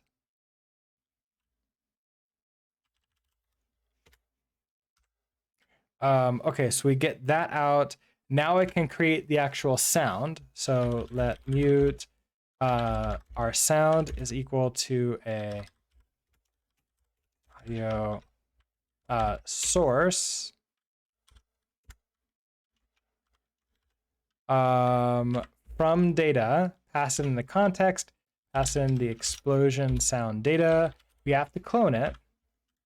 Then we can question mark you. We want to set this the audio, the sound down. So that's the reason why I have to be mutable. So we can then sound dot set volume. We want you to be like 0 dot like 15, maybe the same volume as the other one. I don't know, just sort of playing around with it. And then we're gonna do sound dot play detached. We learned we have to do play detached. And that's it. Okay. Oh, and can't forget, dereferenced need to play equals false. We no longer need to play it this frame. So then play explosion sound system. We need to come back into the main library and play that. Play explosion sound system, pass in a reference to self.world, context, and there we go. If we rerun this, we should have explosions now.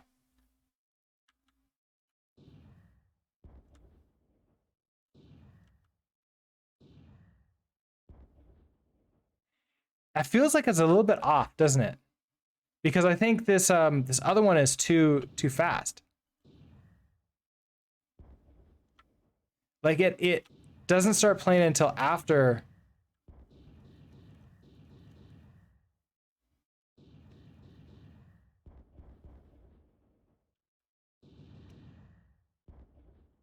Hmm.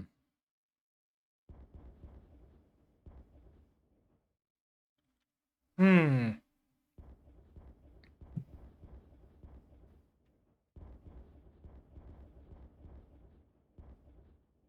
Hey, Chad. How are you doing?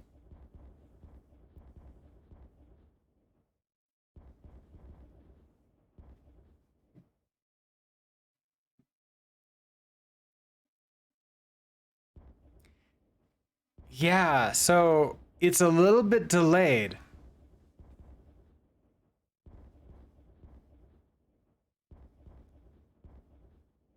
Yeah, this thing is coming along. It's let's see. Oh, oh, I didn't die. I thought I was about to die there.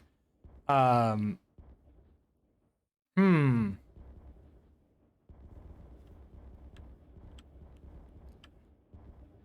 I'm liking it though. Like I like the sound. I just it's a little bit weird, especially early in the game. Once it gets late enough, you can't really tell because everything's just exploding so fast.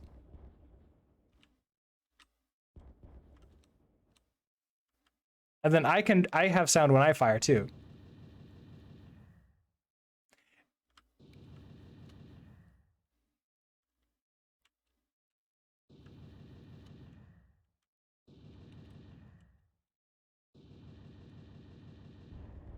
Where am I?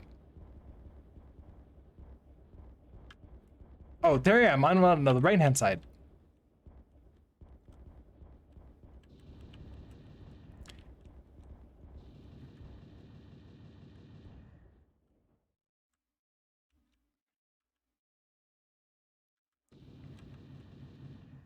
Oh man, missed.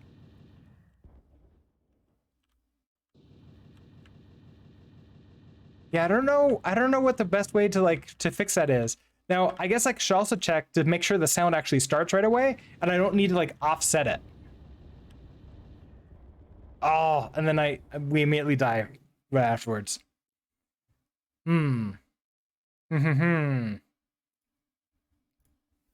I want to just play the sound myself.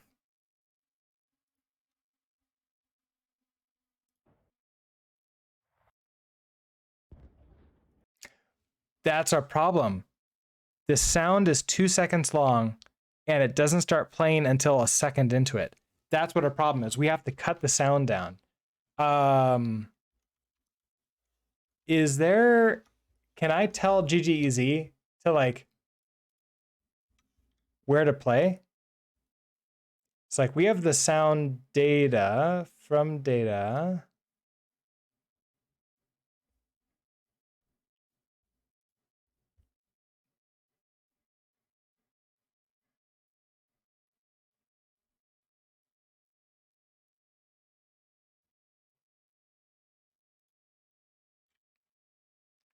Okay, we have to play later. I don't want to do play later.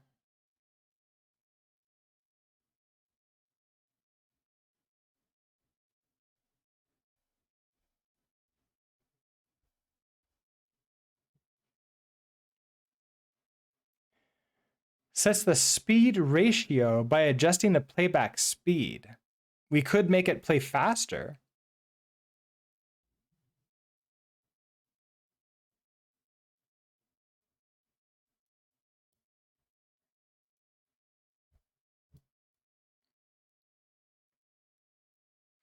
But I can't set to like play after like play 1 second in.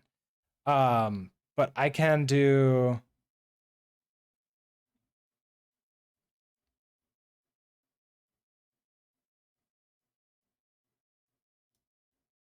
I don't know what this set pitch needs to be. Um,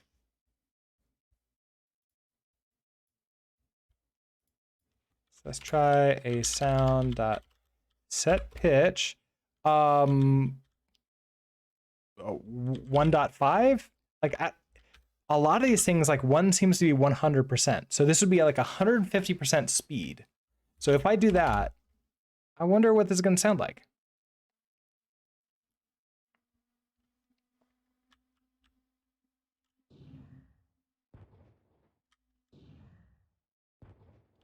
Still has like sort of same delay. Was it more delayed? Do I want like 0.25? Maybe that slowed it down.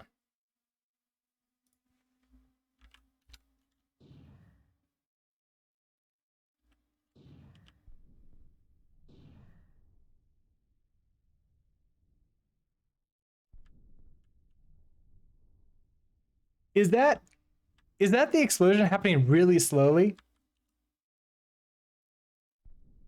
It is. Okay, that was clearly wrong. So I want large number. Maybe I want something like 10.0.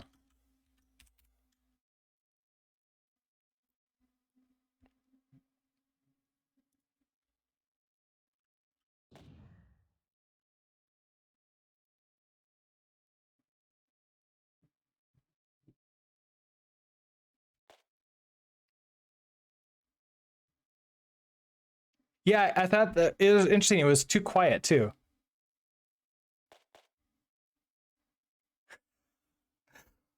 Okay, so that worked. That actually sounds really interesting. Let me make sure it's loud enough for you to hear.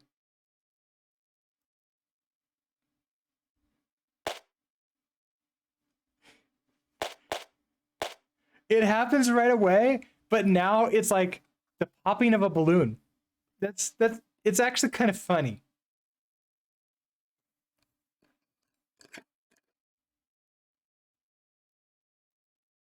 I didn't do the math correctly, so if it's like close on the other side of the screen, it doesn't actually fire towards it. I'll go get it for you.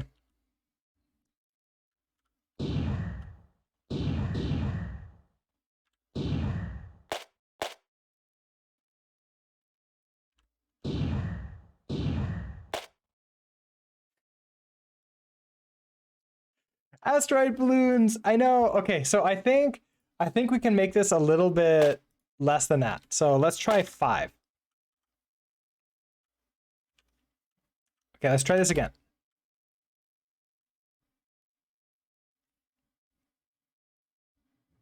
And I'll bring myself in here. Oh, wait, did we have... Oh, no, there I am.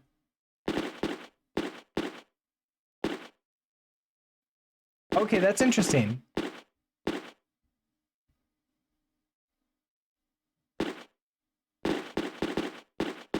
That's like a little bit closer. Sathrek, raiding with a party of 9. Hello, hello, hello. How are you all doing today? Sathrek, how was your raid? I need to run away.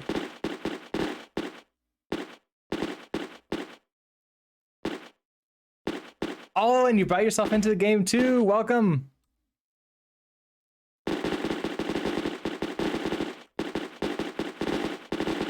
We're playing around with sounds. Yes, you definitely are bringing in extra textures. Thank you so much for this. I'm happy it's handling all these extra people. Oh, apparently I need help with this. Chaos indeed. So Sathrek, how was your stream? What are you working on today? I can like hang out. Oh, nope, not anymore. You run away.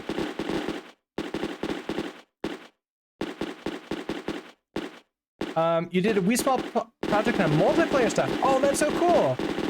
What kind of... Oh, well, never mind. Now I'm dead. What kind of... was it a game with multiplayer? That sounds pretty cool. I want to learn that stuff. Penguin Savage, hello. Oh, you started today with Mirror in Unity. Okay, I have not used Unity. Ooh. This is the first time we've got hitching in release mode. That's interesting. I wonder what it's actually... I think I want to like implement the try playing with that. it was surprisingly fun having people join in and whatnot. I bet it is. It's always fun hanging out with chatters like in the games we're creating. This is not using true multiplayer. I'm just listening to chat on Twitch and then adding people in. I do want to learn multiplayer, and then people can like actually join in proper. That would be a lot of fun too.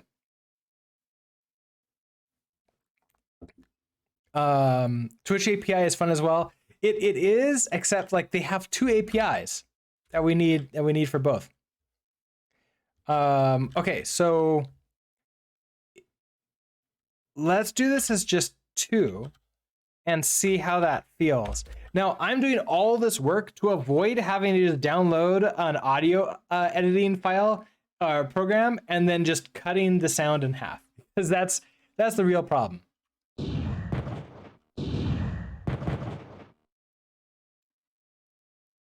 It sounds better, slightly delayed, but I think it's still good. So the commands we have here, we have 3 different firing strategies you can choose from. Random, UFO, which will only fire at the UFO and will sit there and doing nothing unless there is a UFO. The UFO starts showing up once per level on level 2. And then, yeah, there it is. And then there's Chad firing at it. And then I guess I get to try to just avoid everything. Oh, you thought those were adding them to the screen? No. So this game is a purely collaborative game. We're all working together as opposed to playing against each other. Like the last one, like the Get the Streamer game was you all against me. This one is we're all together. Also, I think it's gonna be hilarious if we get enough people in here. Did I get hit by a UFO bullet? Or did I just die randomly? Couldn't tell.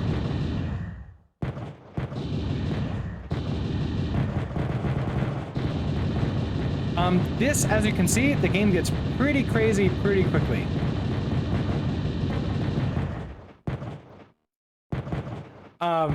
My goal is to eventually get to the point where I can say, okay, everyone, we got 5 lives. I'm gonna go take a break and use the restroom, or go get some water or something, and then come back and we'll see if you all keep me alive.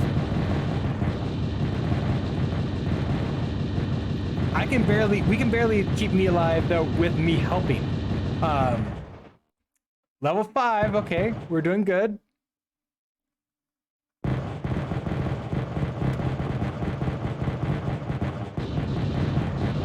This sound, like the sound's actually pretty good now. I like it. Too much lurking? Oh, don't worry about it. Oh, you know what I can do to help? Turn on the music again. Pretzel Rocks hangs out with us then.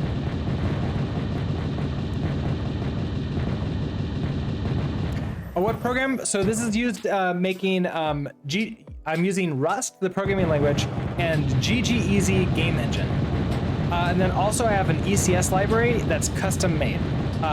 This game really is for me. That's too loud. Okay, sorry about that. The music was too loud for there. Oh, we made it to level 9!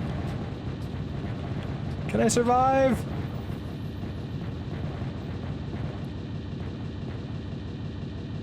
Okay, yes. I was able to survive to this point, so... Oh, we're good. 5,201 points. This is the most we've had. There's no end? Oh, just... died instantaneously. Instantaneous death. Chantilly cake, hello. Yeah, so I decided to make this game level 10. Oh, I didn't realize we got to level 10. I thought it died at the end of level 9. Gotta push harder. Yeah, well, I've got to get good, right? Like it's still on me to actually like survive long enough. But a new high score, definitely. So we're adding in sounds. We've got explosion sounds. So let's see what we got here. We now have the asteroid is destroyed sounds. Platform created and firing strategy set. So I don't know how I want to do this. Like in my mind, I was initially thinking maybe we can have like just my voice of something like, I don't know, like reinforcements added, firing strategy asteroid or something like that. What word should I use to like for recording for the different firing strategies or like a platform? Where asteroids have taken over outer space. I know. Can you use like the deep voice with the microphone really close?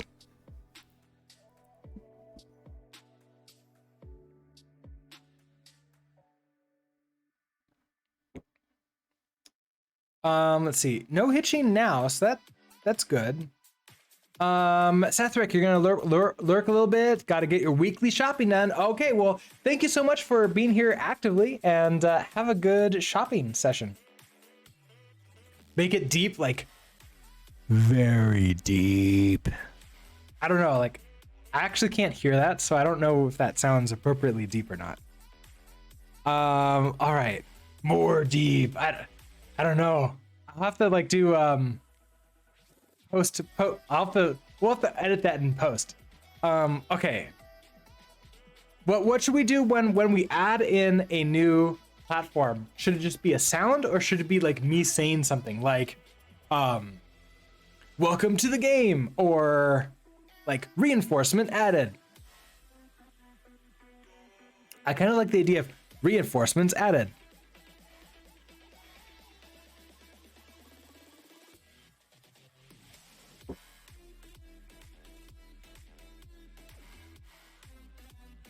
Reinforcements have arrived. Yeah, we could do that. That could be good. Now, what do I have for audio? I have voice recorder and that's it. Cheats have arrived.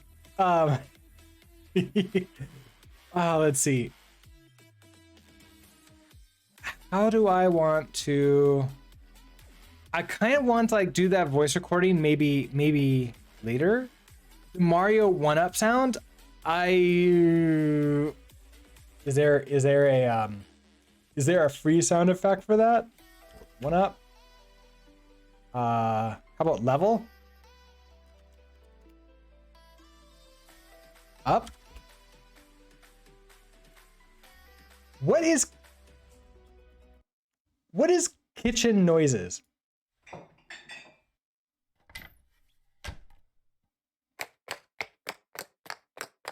No.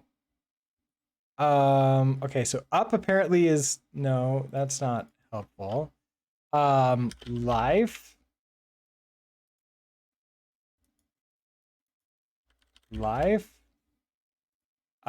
Gain. Metal banging against rocks for 37 seconds? Why would I ever want something like that? A small... What?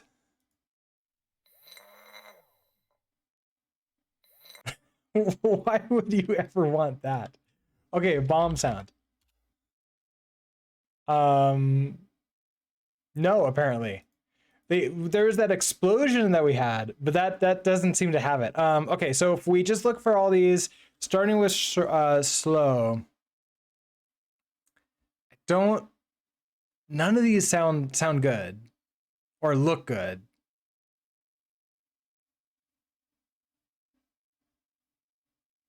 There's such weird sounds too. Windshield hit with bar.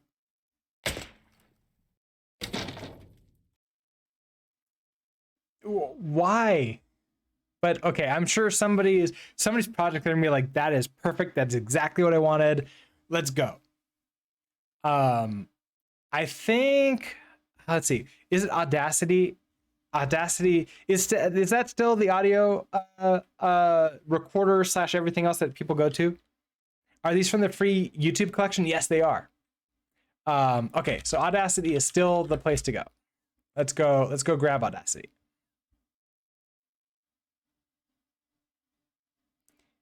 Is it still searchforge.net? Really?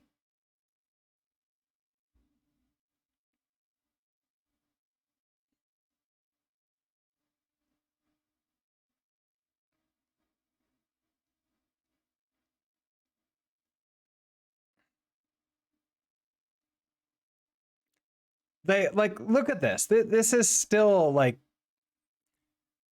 I think this is the only use for SourceForge that I've used in like a long time. Or we can download it from its website. Okay, let's just do that. For Windows.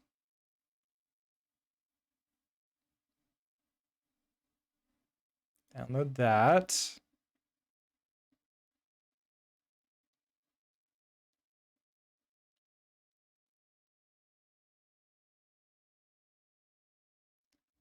Okay, so now that we've downloaded you, let's go grab you and install.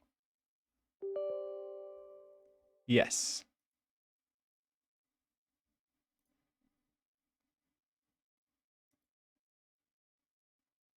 Sure.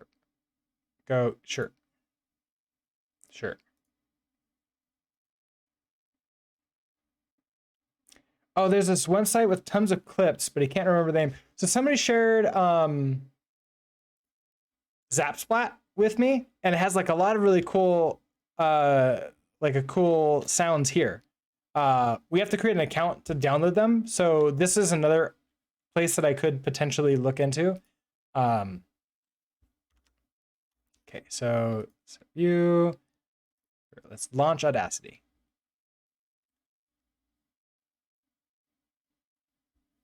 Don't need help. I mean, I probably do need help, but I'm not going to ask them for help. Okay, so are you just going to work if I just say testing? Testing. Okay. That works. So what is this what were we thinking of? We have reinforcements have arrived. We have cheats have arrived.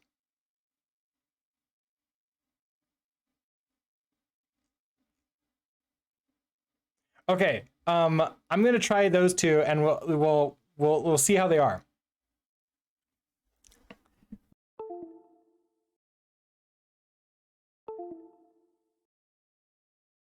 No. Okay, I'm back on again. I accidentally unplugged my microphone when I was picking it up. All right, let's try this. Reinforcements have arrived.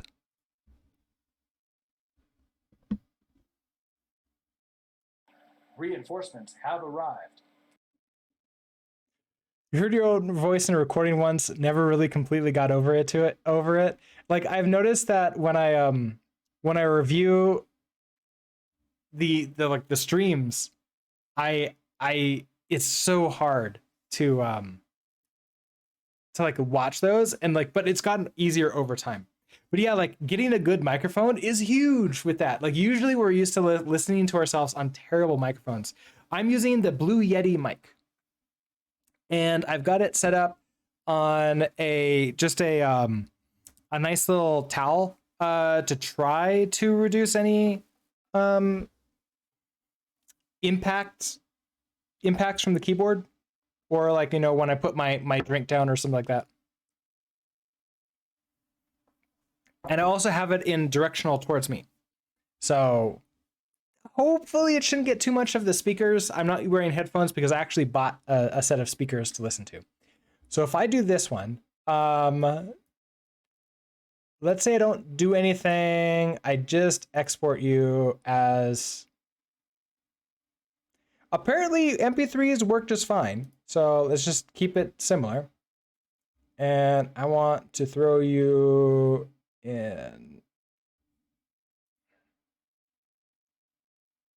my home directory, documents, code,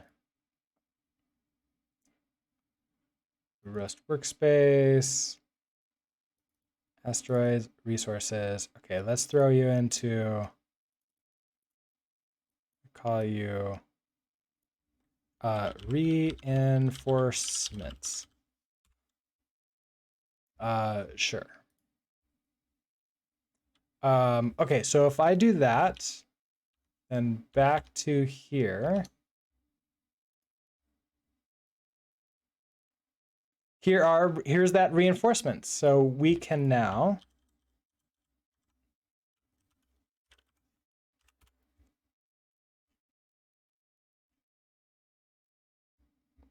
grab you, reinforcements sound, the audio sound data,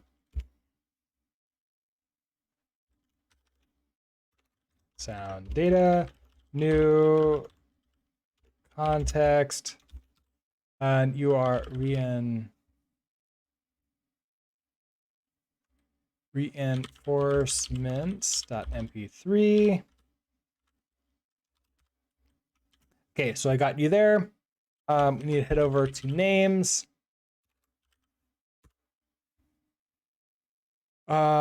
We have reinforcement sound.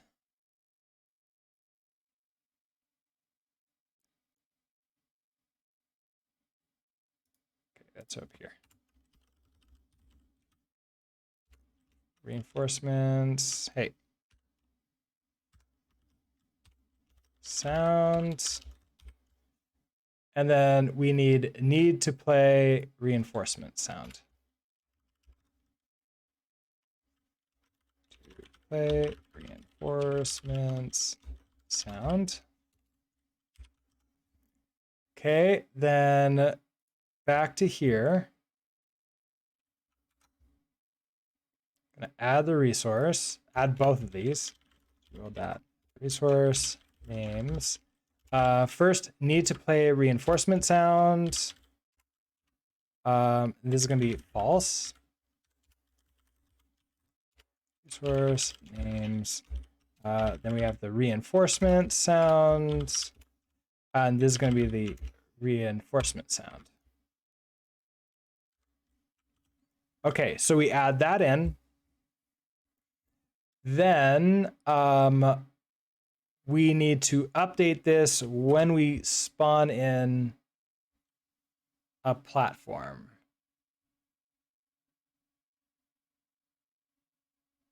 What did I call that? Spawn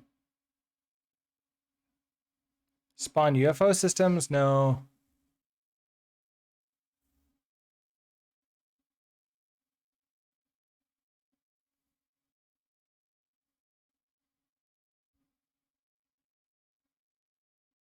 What did I call it? Okay. Insert asteroids. Huh, is it not even a platform? Or is it not even a system? Oh, it's in the chat message system. That's what it is. Okay, here it is. Here's where we're creating the platform, right here.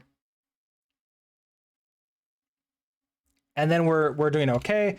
So if we get here, we're creating the platform. So we need to now mark that we need to create the sound. So let mute need to play reinforcement sound equals world. Gonna get resource names. Need to play reinforcement sound to string question mark, and we can just borrow mute you.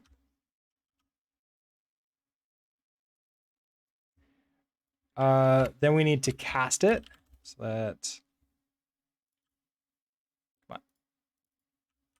You're going to be a mutable reference to a Boolean. You're going to be equal to play reinforcement sound, borrow mute.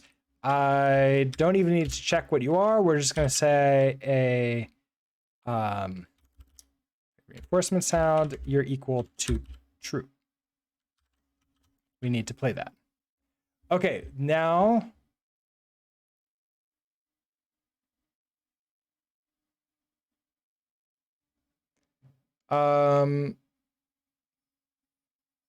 mismatch types, expect mutable resource to bool. Oh, wait. We've already borrowed mute. This is a cast. We need to cast mute. That. And you don't know how to pull it in. That's because we need the cast resources. So use CS resources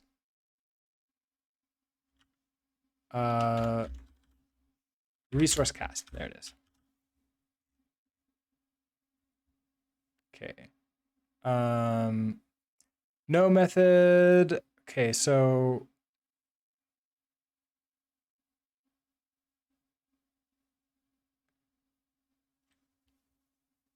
you become this. Well, you should be a ref mute. Hold on. I didn't do this right. So we get the resource, go like that, then we borrow mute. Why are you... Did I bring in borrow mute? Like the wrong borrow mute somewhere? I did. That was my problem. Then we have this ref mute, then everything else works as expected. Okay, so what are you yelling at me about now?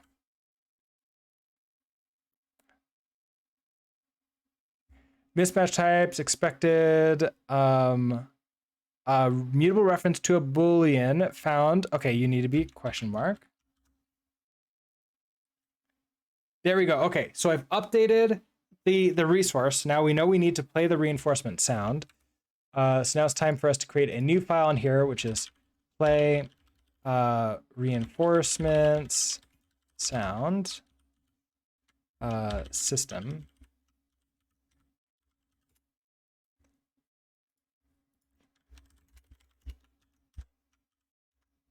Okay, so pub function here.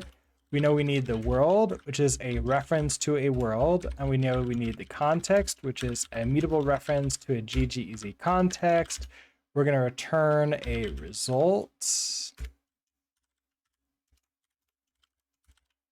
Like that. Okay, so first of all, we need to find out, are we playing anything? So let mute need to play is equal to our world, get resource, bring in names, need to play reinforcement sound, question mark, then borrow mute. Then we need to cast it. You are a mutable reference to a Boolean. Need to play, cast mute. Okay, so we get that out. If not need to play, and return. Okay, like we're done early. Now, if we do need to play it, we get to this point, we need to now grab the sound resource out. So that our sound data is equal to world get resource reinforcement sound. We're just gonna borrow it. There's gonna be a reference to a audio sound data. sound data. I'm gonna cast you. Okay, so now we have that. We need to create the sound. So it's just the sound is equal to z audio source from data. Pass in the context, pass in the sound data. We have to clone it.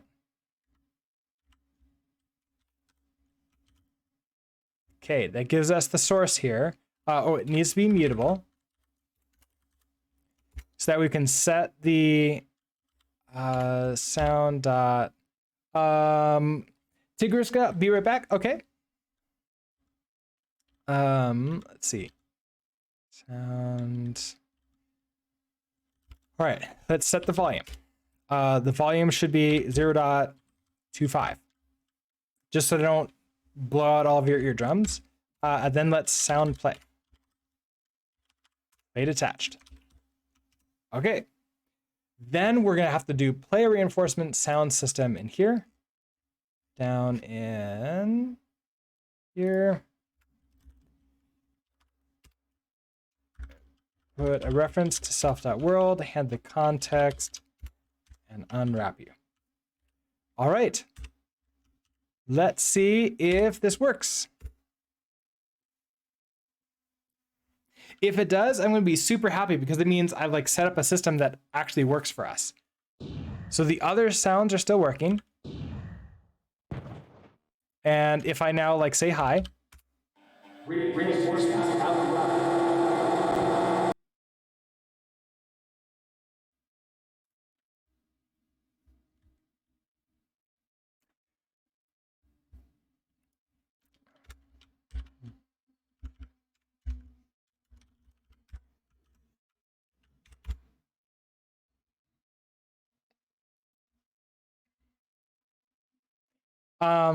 All right, let's try this again.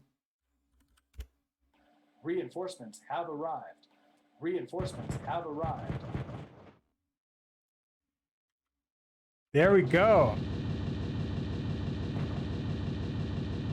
Let's play the music too, so we get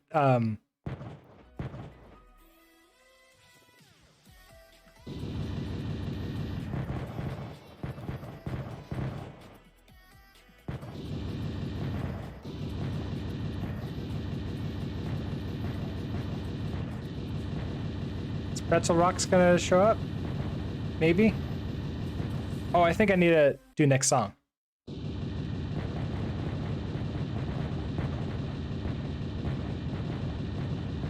Reinforcements have arrived.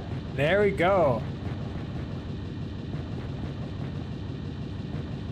Is my is the gun sounds too high? Is it super annoying? Like it feels it's really repetitive.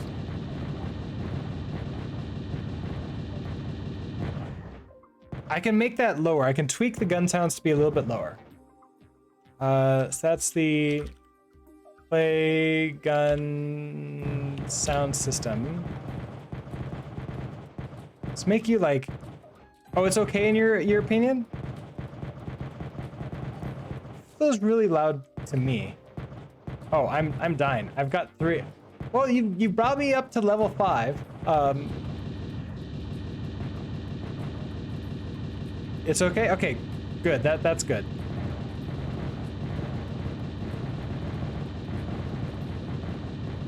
I love how chaos.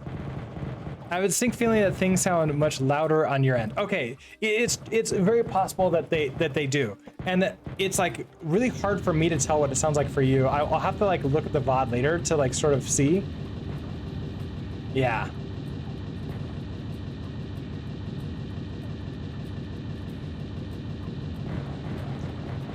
I suppose also, game over. And then we're done. But okay, I'm really happy with that. So we now have platform created. We have the reinforcements have arrived. I mean, what do you all think? Does reinforcements have arrived sound really good? We can try, there was one more that we could potentially try. That was Cheats have arrived. I don't know if that's going to sound good. We can try it. I don't know if I need to save this. Yes, I know. Let's just save it to the desktop right now. It's going to be reinforcements have arrived. Then I'm going to do a new project. Turn off the music. All right, let's try this. Cheats have arrived. So, cheats have arrived. Cheats have arrived. I don't know. It doesn't. I feel like it's not going to sound right.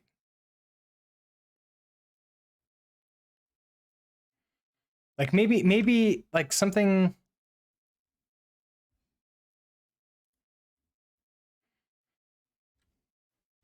Like the reinforcements. I like that too. Yeah. Okay. Maybe we'll just keep the reinforcements have arrived for right now. What was the last one here, which is firing strategy set? Reinforcements have arrived. Is it? Yeah, absolutely. Firing strategy set. So,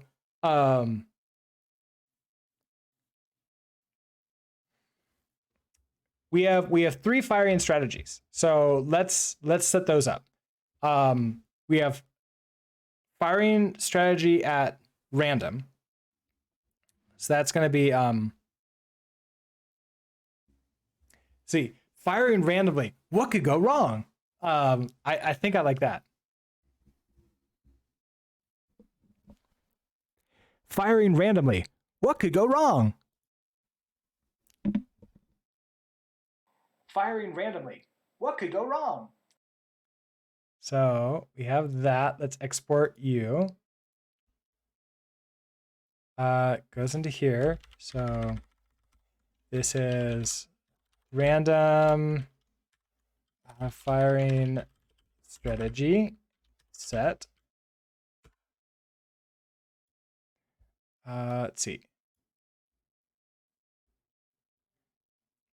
The firing at the nearest asteroid. We can also do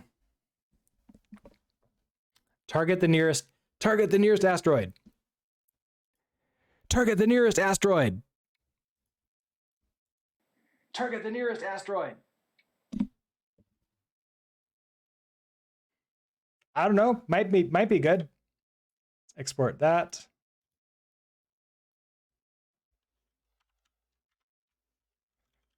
Target nearest asteroid. Oh my gosh. If I could get Zilby to meow, that would be the best. Yes.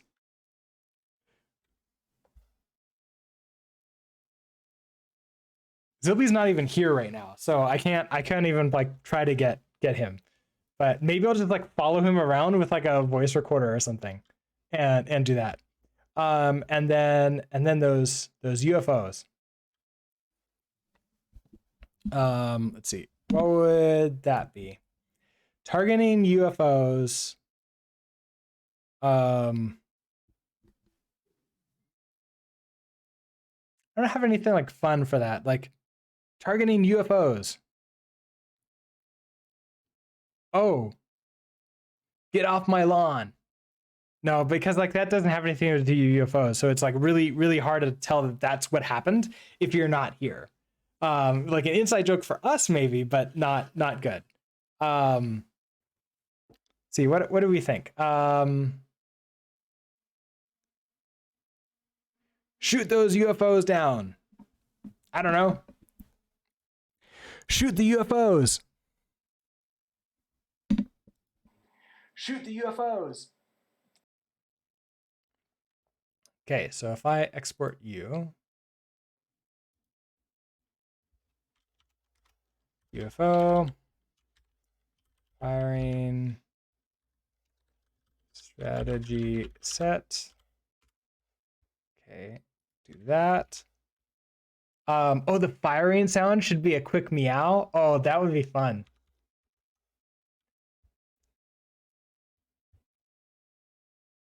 And if I can get like a per, then that could be like the level up. Okay, so we have random firing strategy set, target nearest asteroid, and UFO firing strategy set. So let's go ahead and add these in.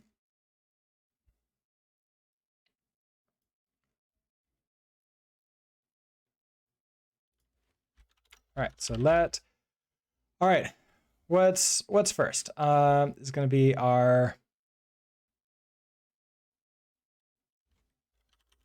random firing strategy set equals sound data, new context. Okay, random firing strategy set MP3. Let target nearest asteroid sound data, new context, target nearest asteroid P3, and then finally the UFO firing. UFO firing strategy set.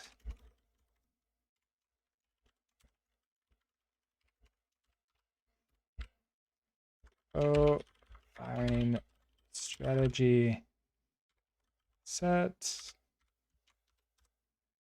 Okay, so I've got all three of those set up for us. Then we're going to register, so we need to head over to names. Okay, so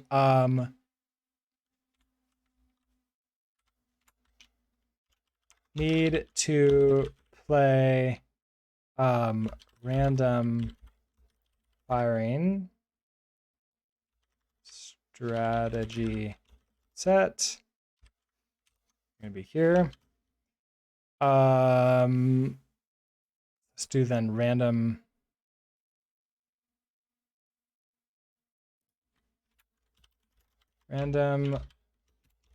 firing strategy set. Then we have the UFO firing strategy set.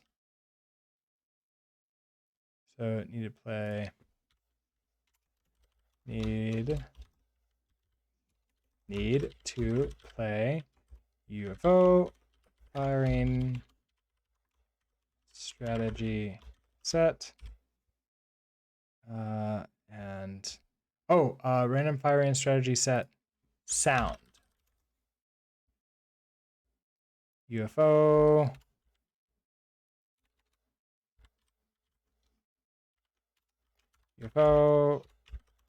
strategy set sound. Then the final one is we have asteroid. So need to play asteroid strategy set.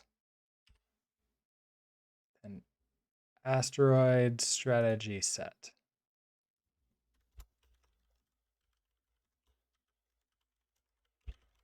Sound. Okay, then head back over to the main library and we're going to add in these resources. Really, these are just like this one resource copied over and over again. So it's copy these 3 more times. 2, 3. So let's see. Reinforcement sound. We did that one. Okay, so then you are going to be the need to play. Let's just do asteroid first. And you're the asteroid.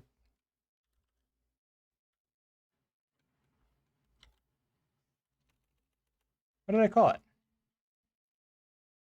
Target nearest asteroid. Target nearest asteroid. Then you are random firing strategy. firing strategy set. And then you are UFO. Play.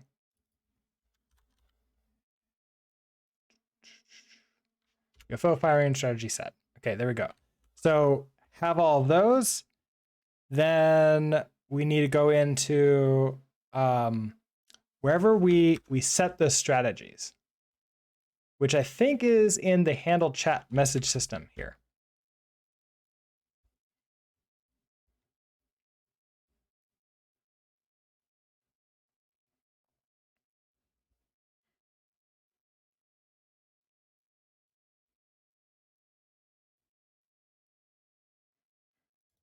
So get the firing strategy here. Otherwise, it's going to be random. We set this. Oh. Wait a second. Up here at the top. Update platform firing strategy.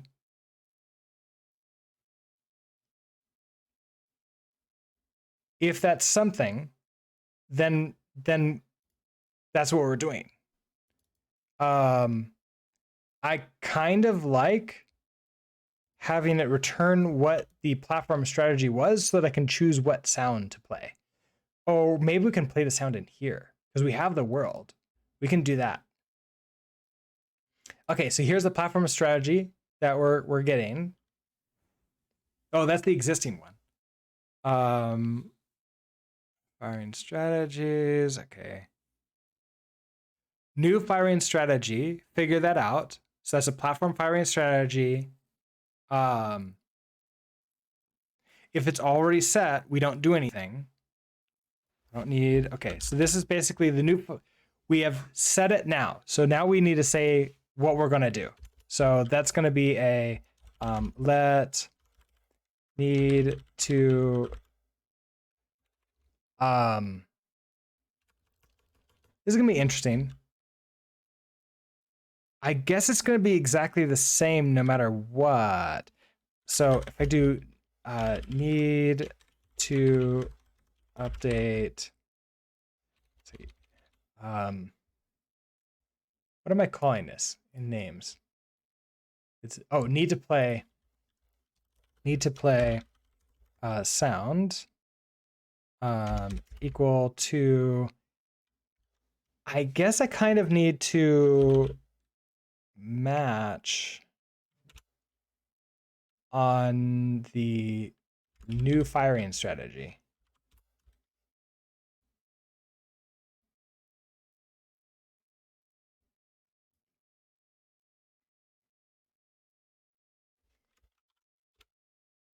So if I do that, then if it's random,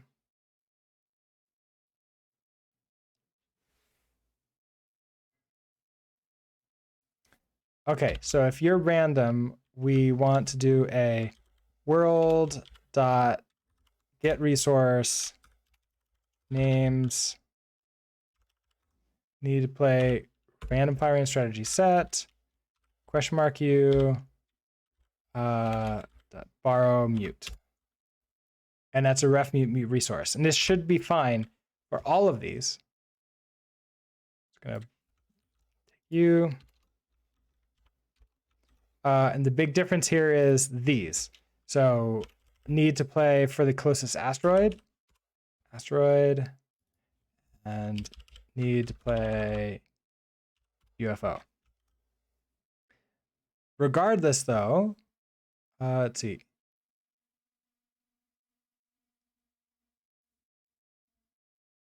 From names. Oh, right. These need to be two string. String there. Okay, so that gives us this need to play here, no matter what it is. We know that. So we need to shadow that. So need to play sound.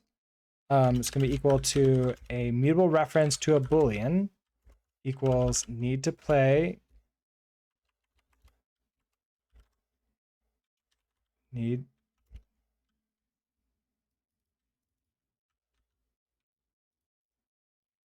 Okay, need to play sound dot.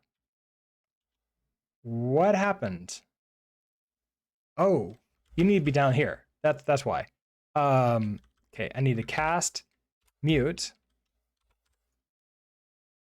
Then we're gonna do need to play sound equals true. To set you to true.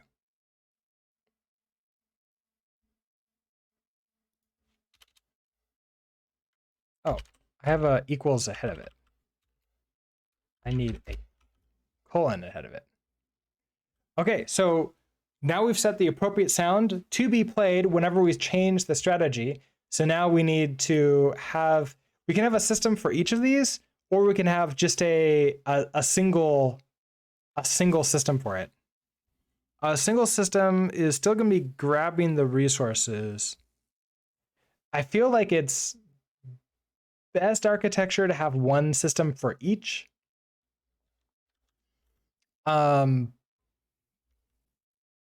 It's not something where I can like easily add, like I can add code.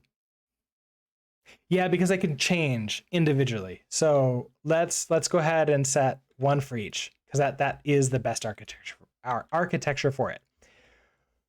So this is going to be play random firing strategy set system. RS. We're going to go into mod. All right.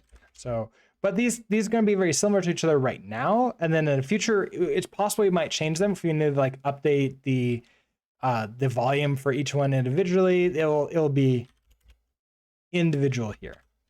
Okay, so play random firing strategy set system. We know we're going to take in a world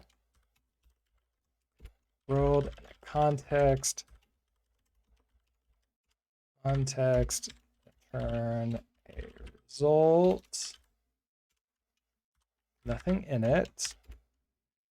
All right, so first find out whether or not we're playing that specific strategy. So let mute need to play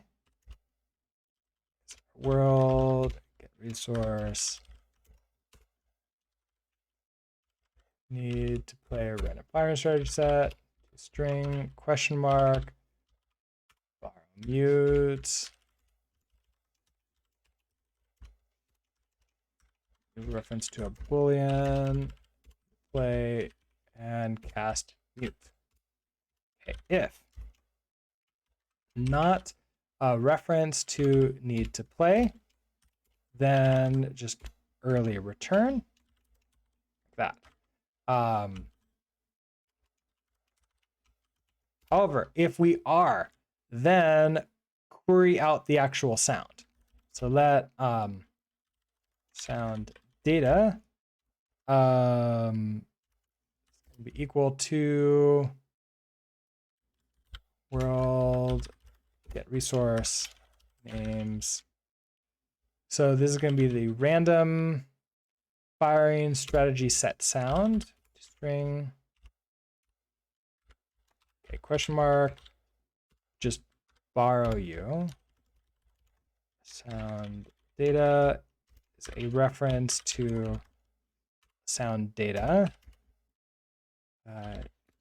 Sound data dot just cast. Then let mute sound equals to source from data, context sound data dot clone. Okay, sound dot set volume. Let's just do like 0.25. That's been working out for us so well, like so far. And then we'll play. So sound dot play detached.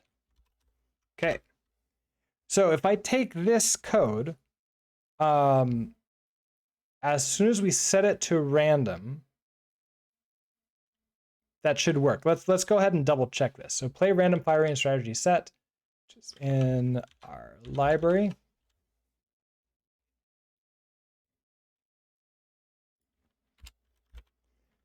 A random firing strategy set, self.world, context, unwrap you. All right, so if we run you,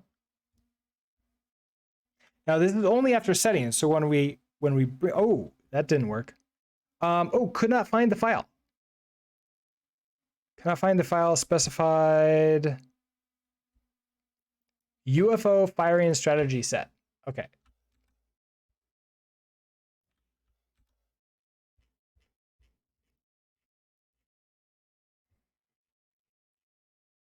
So UFO firing strategy set dot mp3. Okay, let's try it again.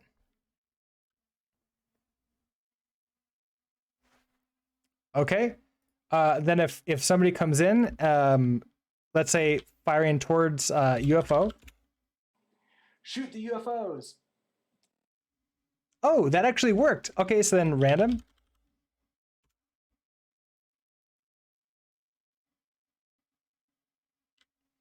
Okay, so panicked unwrapped, resources names, random firing strategy set, sound not found. So that's cool. I clearly didn't do that right. When we add our resource,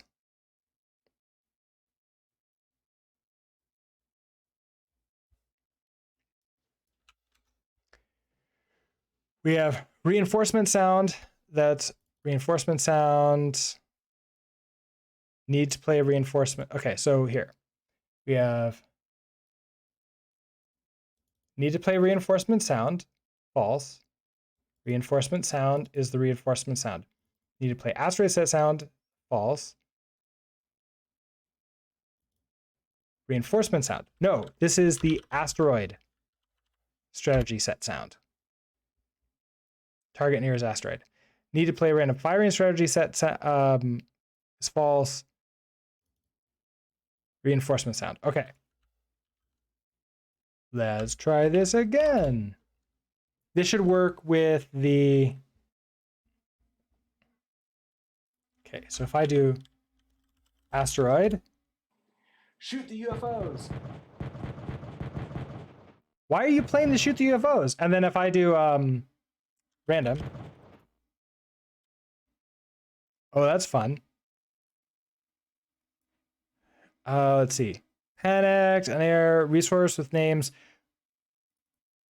Random firing strategy set sound, not found. Where was that? Oh, you're not going to tell me. Cool.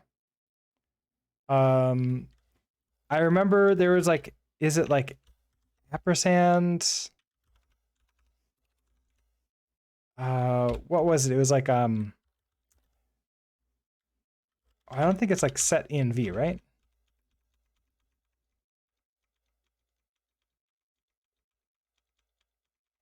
How many can there be? It's a lot of things. Oh, there's no set env. I forgot again. How do I set env in Windows? Or at least PowerShell. Look it up here. Oh, thank you. Thank you, Epic Blark. I think you've helped me out last time too. $env. And then we're going to do a rust backtrace equals 1. Thank you. So now we're going to run this again and cause it to crash. Shoot the UFOs. So random. Shoot the UFOs. Random. Okay, so you panic. Option. Wait.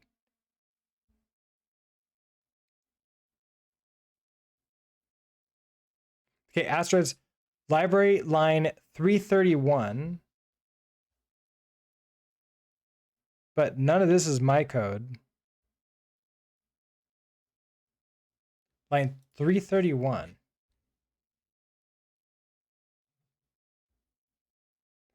Play the random firing strategy set. Okay, so in here.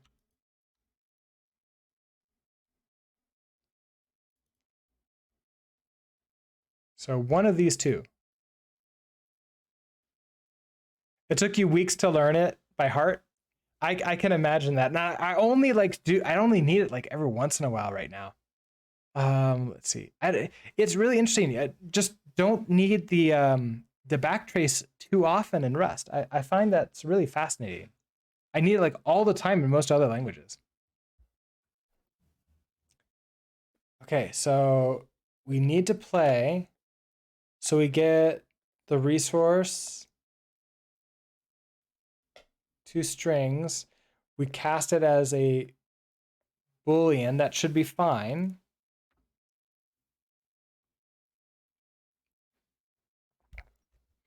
So did you get this far?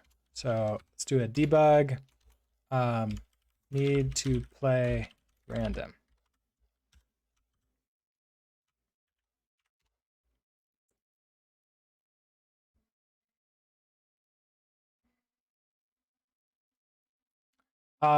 You know what? Let's put you after our guard clause. Do that again.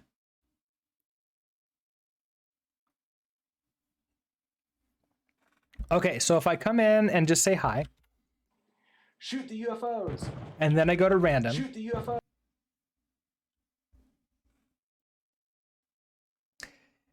It closes immediately.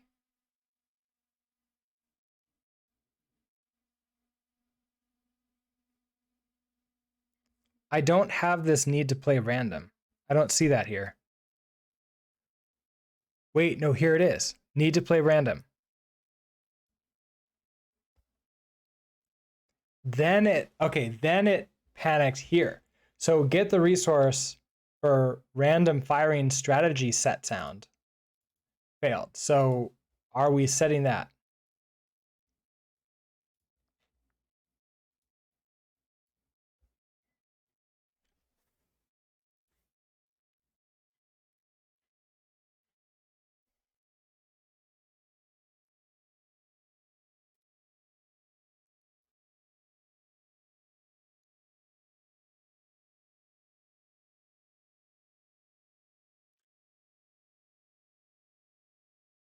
Need to play random firing strategy set. This is the wrong strategy. Random firing strategy set sound. That's our problem. Let's try it again. So I'll do hi, bring me in. Shoot the UFOs.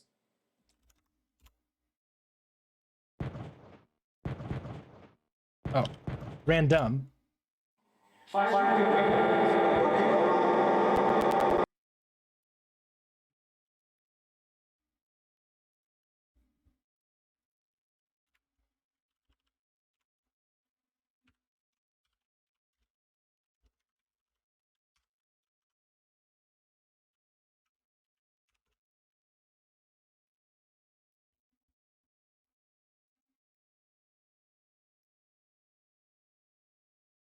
Hey, hello. Shoot the UFOs. Random. Firing randomly. What could go wrong? There we go. Shoot the UFOs. So why are we always like shoot the UFOs? When we're coming in, we're saying shoot the UFOs. That seems wrong.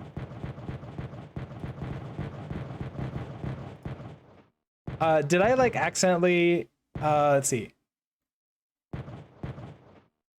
So we have the reinforcement sound, need to play reinforcement sound. That happens there. Oh, look at this. Reinforcement sound.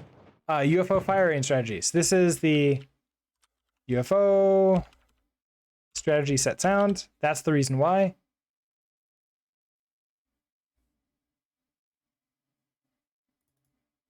No, nothing else there. Okay, so that should fix that. And if we go here, let's remove this debug. And then I want to just replicate this. So copy this, clone it 2 more times, 1 for each of the other strategies, and then we should be good to go. So let's go ahead and create those. We have the play random firing strategy set. We're gonna have the play UFO firing strategy set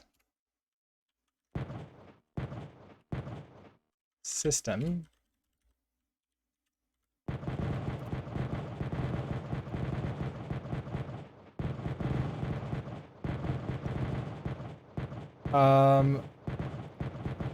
Here, copy all of you. Put you in here. Okay, so the big difference between them right this second, instead of this need to play reinforcement sound, there's gonna be need to play UFO firing strategy set. And then instead of the reinforcement sound, you're gonna be the UFO strategy set sound. And then we're gonna leave you right now, and then we're gonna do this again. So we have the UFO firing strategy set, we have the random, and then we have the play asteroid strategy set system.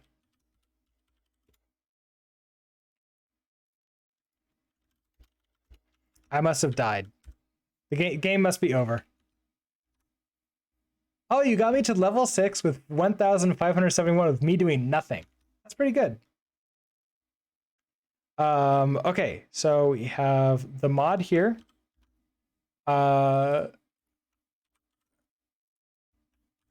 you. Then do this. So need to play. This is the hold on. This is UFO.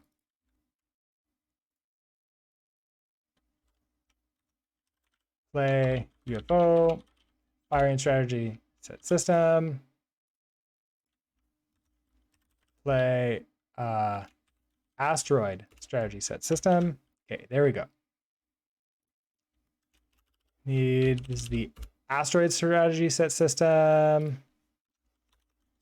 Asteroid strategy set system.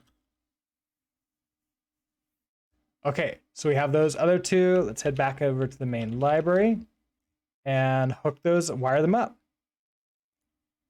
So play asteroid strategy set system. Set that world. Play world. Okay. Let's go ahead and run this.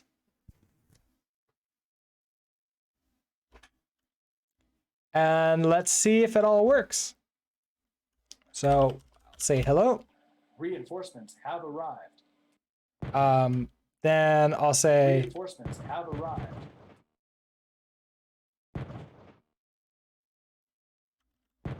Reinforcements have arrived. Firing randomly. What could go wrong? Target the nearest asteroid.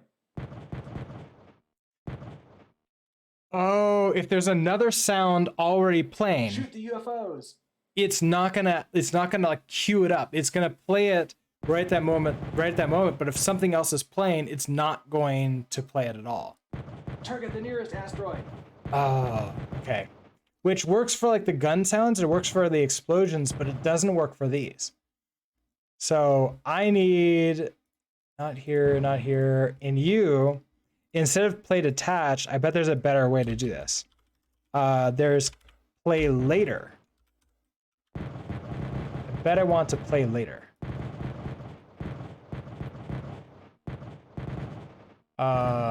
You.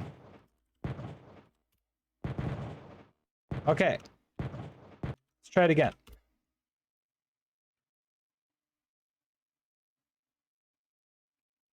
Reinforcements have arrived. Um,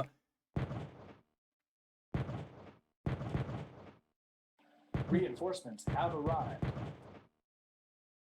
well, that's unfortunate. The play later is not working at all. Reinforcements have arrived. Reinforcements have arrived.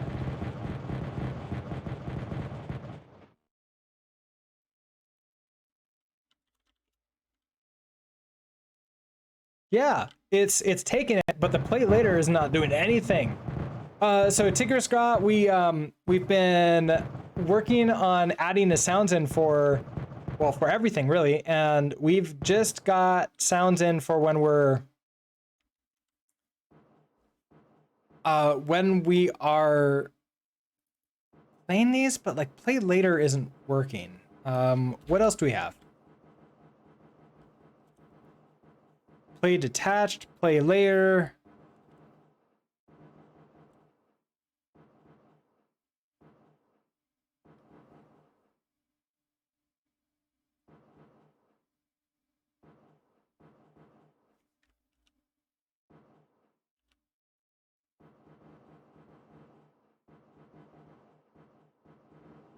Huh, I guess play detached is what I need to do then.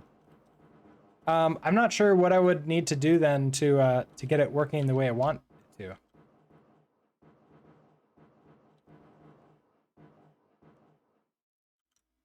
So if we just have these.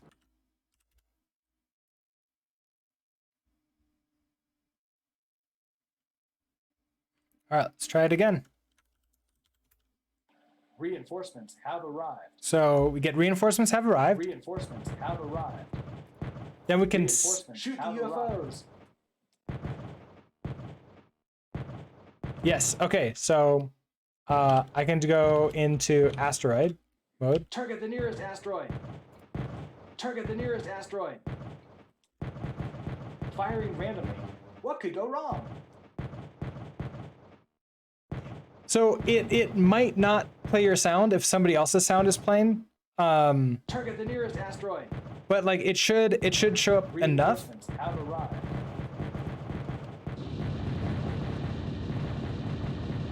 I think it works. Shoot UFOs. Okay, that worked. Target the nearest asteroid.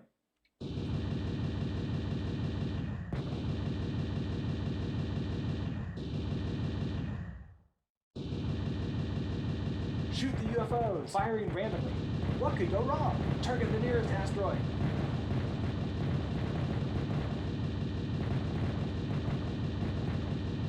So much chaos. I love it.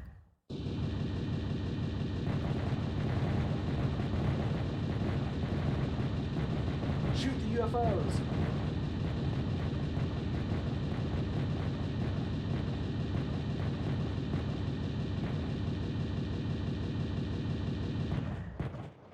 Target the nearest asteroid.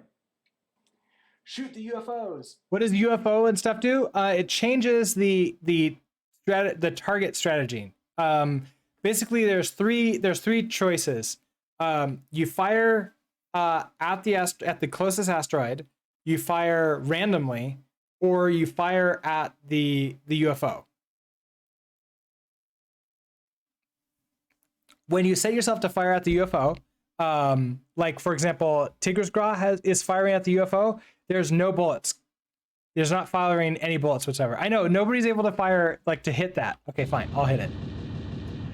Firing randomly. What could go wrong? Shoot the UFOs.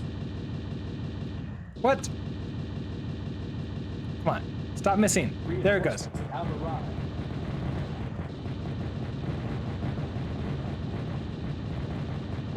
Target the nearest asteroid. Shoot the UFOs.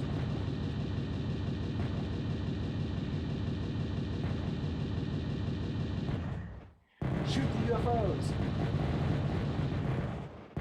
Oh, one life left.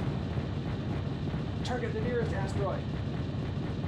By the time I see that there's something coming to hit my ship, it's like usually too late.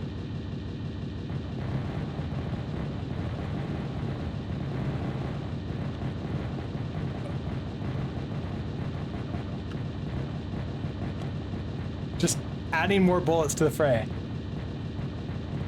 Asteroid, yeah, it fires at the closest asteroid.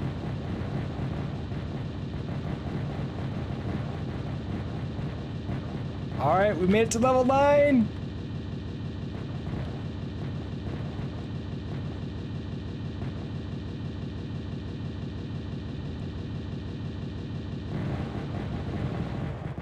And then died immediately. Oh, that is fun. That is fun. I know. We can't get past the beginning of level 10 right now. But it's this is pretty good. I like it. Target the nearest asteroid. That is a lot of asteroids, yes. Need more people. We need more reinforcements. Yeah, like that's the idea. So let's see.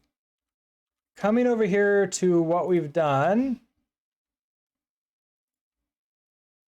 We now have firing strategy set. So we are feature complete now.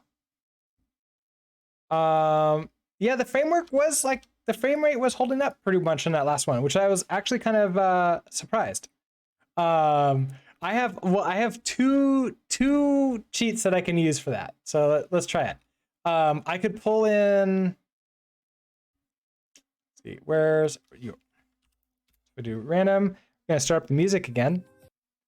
That gives me a reinforcement when Pretzel Rocks talks. And then I also have my bot account, which I'm logged into over. I'm logged into right here. So I can just say, hi. Reinforcements have arrived. Okay, I am muted there. That's good. Reinforcements have arrived. So that brings in all these people. Oh yeah, and I could bring in myself in too. I could also say, hi. Reinforcements have arrived.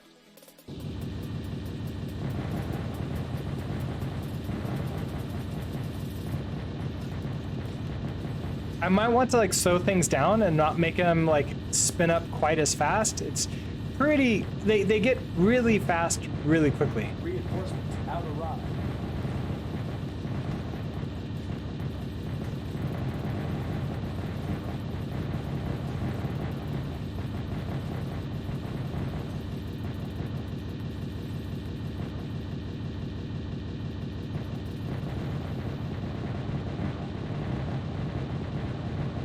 I think so far this game has the largest number of elements on the screen at the same time of any of the other games or simulations that I've done, and I'm pretty happy with the performance of it.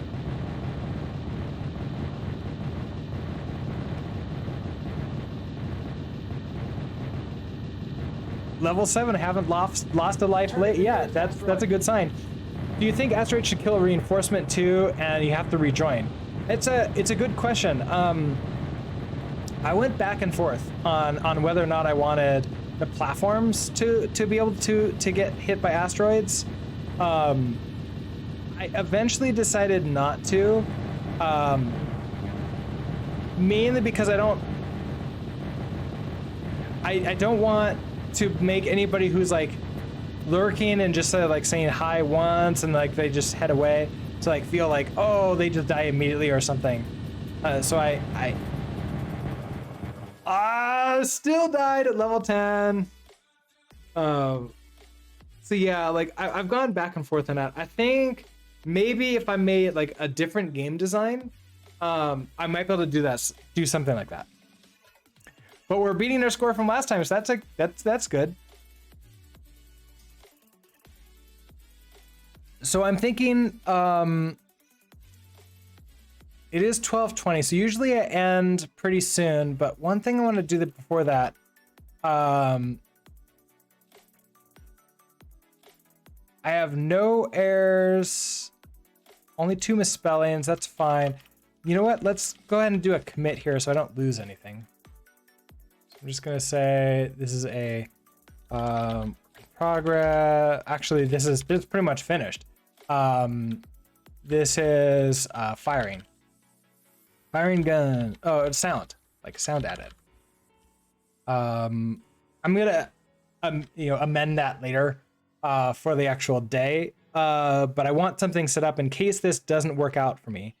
I want to go look at the crates. Does anybody remember what the crate for getting the flame graph is for time? Is it just flame graph?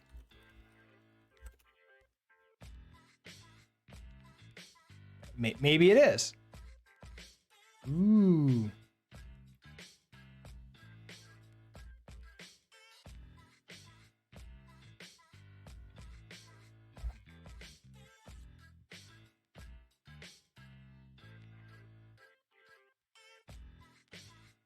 Okay, so I have to install some of these things.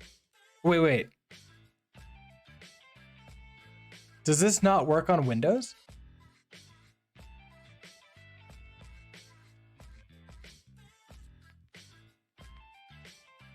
Oh, it doesn't work with Windows. I'm not set up for this yet. Okay. Oh, I don't necessarily want to try that right now because I don't think I have dtrace installed, and I wouldn't want to do that on stream. Yeah, it's not set up. Okay, this could be pretty cool. But I would have to try this. You know what? I do have a virtual box.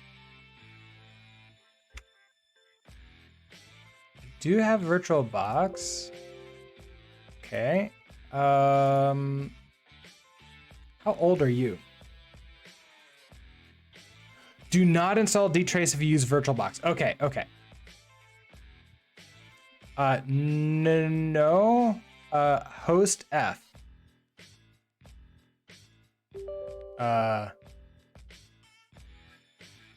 Sure. Also,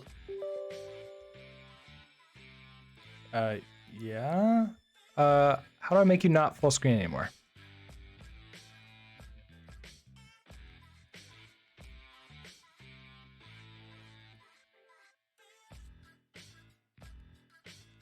There you go. Wait, that's not full screen. There we go. I have no idea. It's been so long since I've ran this. It's like taking forever to load up. I don't know what even operating system I have on it. I think it's like an Ubuntu something.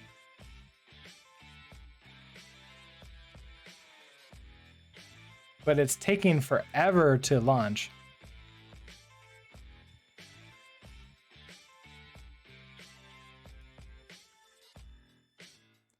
dtrace slows VirtualBox to a painful crawl. With all that said, I intend to try to see if I can get Flameback with dtrace on Windows someday pretty soon. Nice. Okay. Oh, okay. So I do have this set up. I can't remember. Is this 18? This is 18, I think. So let's open up a terminal. Let's just go into our desktop here. We're gonna do, okay, I've got Git. Let's, fine. We'll actually push this out. Yeah,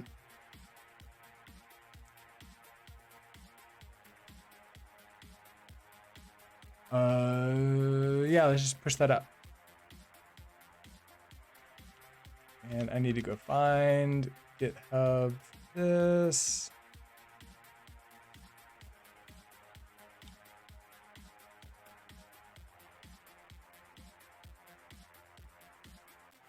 One. On. You. I also need to git clone the ECS because I haven't set that to like use its own. It just is going local. Yeah, it will be super interesting. It'll be more interesting to see if this even works at all. That's nice. How do I make it bigger? You. Scaled mode. There we go. You're nicer now. Get clone you. Okay.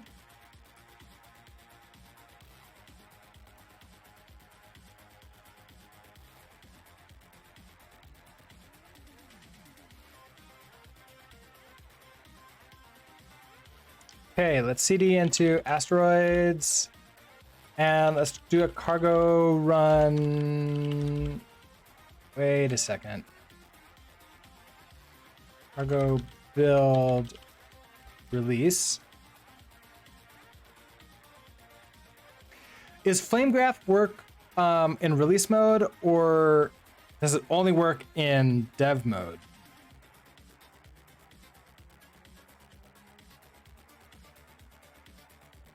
We also need dtrace. Is dtrace installed? No. So let's go find that.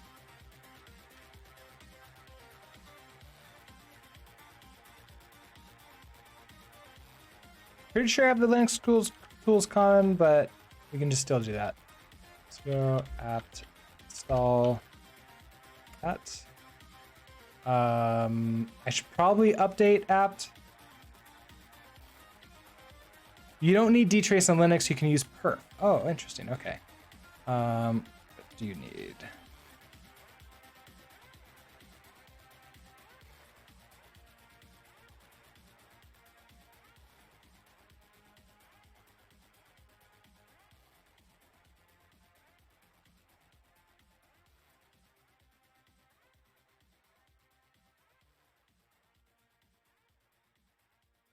I don't remember my password for this box.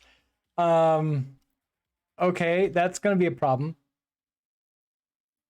I could run this stuff, but if I don't have the password on it, see, how can I reset the password in here?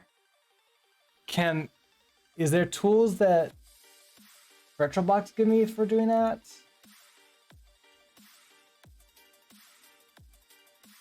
Oh, Cheddar, you subscribed. Thank you so much for the subscription. And this is your first month too. Welcome, welcome, welcome. Now you can get the cool Zilby emote. Glad to have you on. I believe you just need symbols. As long as you don't strip the release binaries, it should work. Okay. Let's see. Match is not allowed in a constant. Oh, rest up. Update.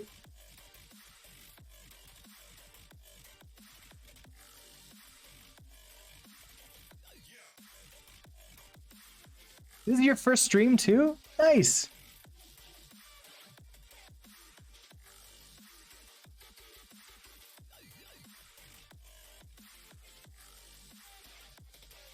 I know, ancient compiler, like I don't remember how long it's been. I want to say I need, oh, no, don't.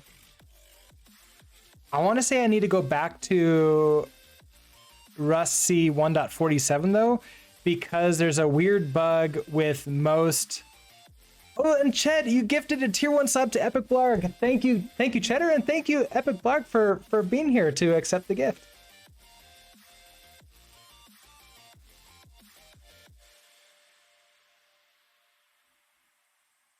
Let's see. Okay, so we're getting farther. That's a good sign.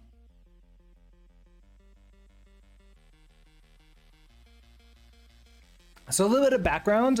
When I first started streaming on this Windows box after I had given up on my laptop, my Linux laptop, I really thought about using streaming directly out of here instead of programming on Windows, which would give me the ability to basically just pretend everything was Windows. The problem was it was just a little bit slow. There's a little bit too much, what is it called? Lag between programming and going with this. And that's mostly because, well, streaming takes up a lot of CPU, and this was taking up a lot of CPU. And then my unoptimized game dev wasn't the best either.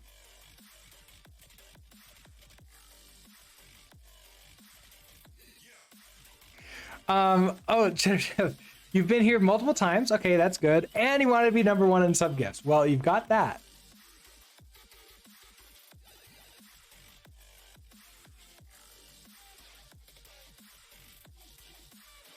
Okay, what happened here?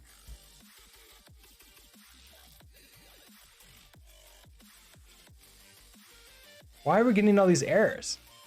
The treat bound world method sound data is not satisfied.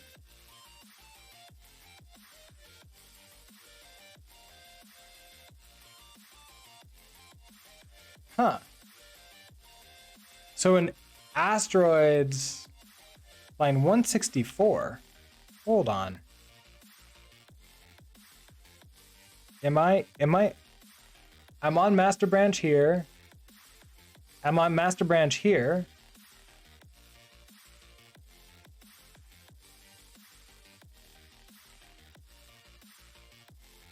Oh. Oh, okay. Hold on. Yeah. I need cargo.toml for BBECS. Let's bump the version to 14. And yeah, stage U.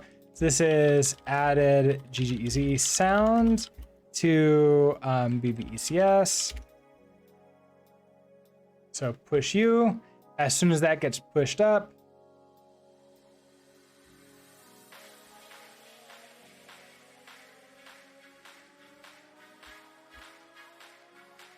get pull.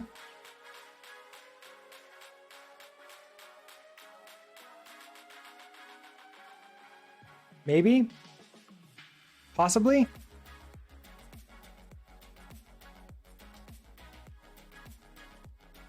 There we go. Okay. CD into Asteroids rest. Let's build you again. See if that works now. Excuse me. So the problem was that I had code in ECS that I hadn't pushed up, so it didn't have the latest stuff. It's for the sound things, I'm pretty sure. Okay, so now we're going to cargo run this on release and see whether or not it works. It does not because of files. Okay, so now we need to, we have these resources here. Let's go into target release. We need to remove -rf the resources. I want to do a link from resources to here. Hard links not allowed, so I think you have to be symlink. That gives me the resources towards resources.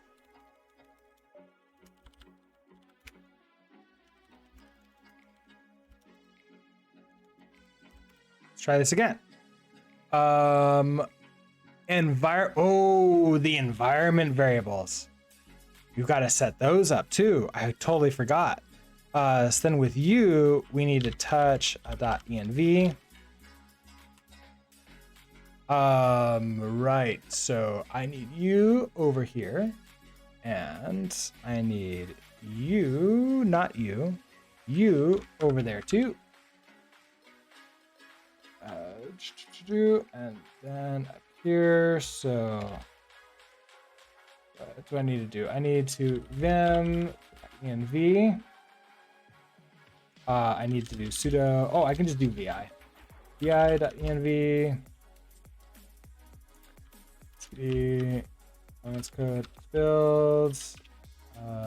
Rest workspace.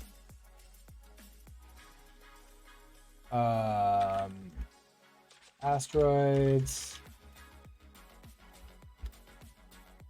Okay, grab this out. I can't show this because this includes.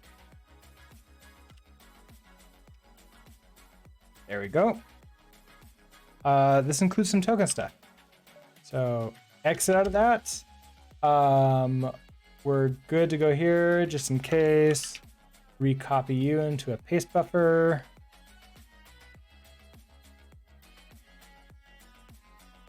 And cargo run. You should be fine now. And then you clear the screen and new base buffer.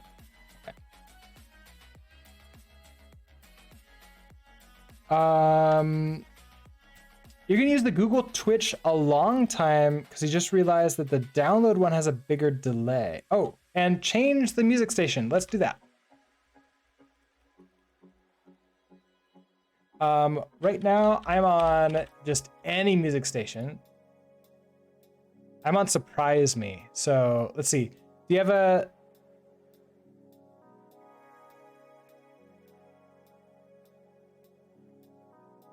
Let's try EDM.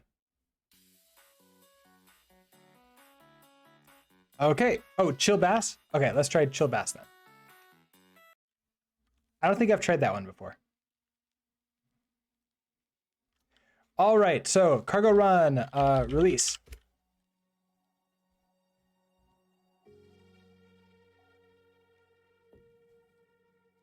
Here's this X11 problem. Okay, so rust up. I need to... Okay, I need to rust up, default 1.47. It's just unfortunate. I need to use 1.47 here because there's a bug in X11 for GGEZ that we can't use a more recent one. It's just like, why? Okay. Do this again.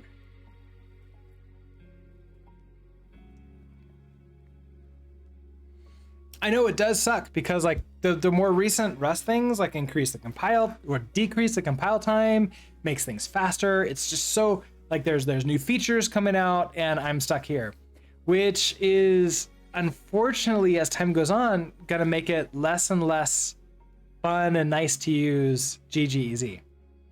It might be the reason why I end up switching over to like, I don't know, Godot. Bevy's not ready yet. It's still like changing every day, it feels like. So I'm gonna wait quite a bit until they've stabilized their API.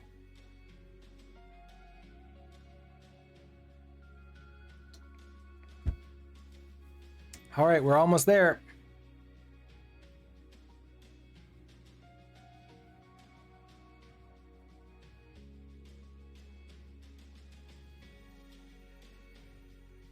Okay, I see Twitch chat got compiled.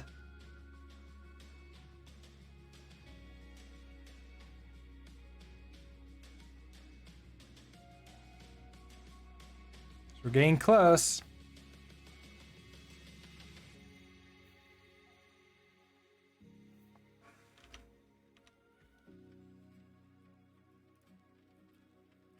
Good. I'm glad. I don't think you can hear, like when I'm talking, I don't think you can hear my the fans on computers below the desk, but it's pretty loud right now. You want to start learning Java and stuff for Unity. Wait, you don't need Java for Unity. You need it's just C#. Hey, here we go.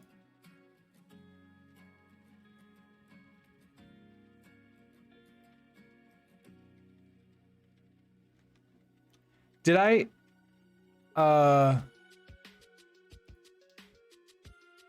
pushed up to master with this one.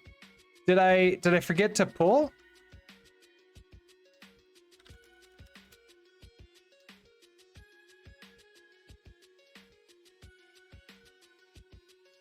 Oh no, okay, I saw it. The Brookzerker bot is in literally the same color as your username, Tigger Scott, so I completely missed it. So here, we could just run that again. It's pretty fast. And we can play around.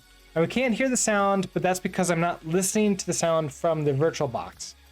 So that's not a problem.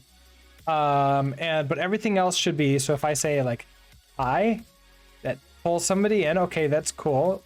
All of that is working. Now, if I wanted to bring in flame graph, We need to bring in these. I think we already did that over here. Did I do that? I can't remember already. Oh no, I couldn't because I forgot the password. Yeah, that's not optimal. This is a little suboptimal. It is running pretty well in the VM. That is true. So we're gonna cargo install flame graph. If you'd like to profile an arbitrary executable,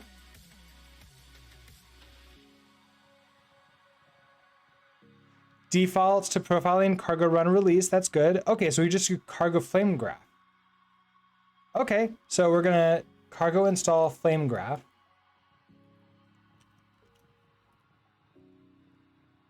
All right.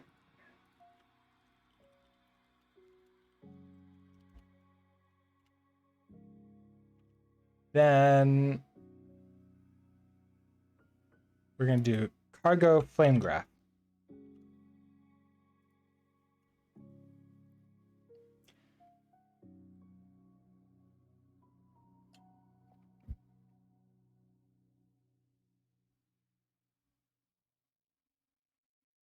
I'm hoping that this works. If it doesn't, I'm gonna have to try this on my Linux laptop off stream. I do have a capture card. It's a very old one though. I could try running my Linux laptop if this runs with it. Like maybe we could try that. Otherwise, I'll just like keep a picture of it and like share it out in Discord. And maybe we can take a look at it later. If this doesn't work, well, the other thing is I can reinstall Ubuntu in a VM here. That way I know what the password is. And we can also bring it up to like the latest version of Linux too. Okay, so then we want cargo flame graph.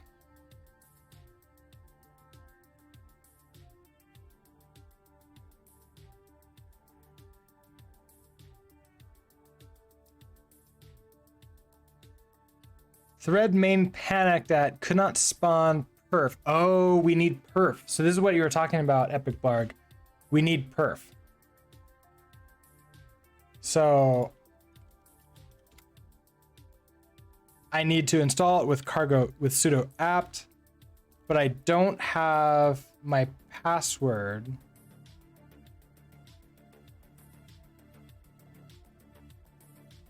Because I don't remember what I created.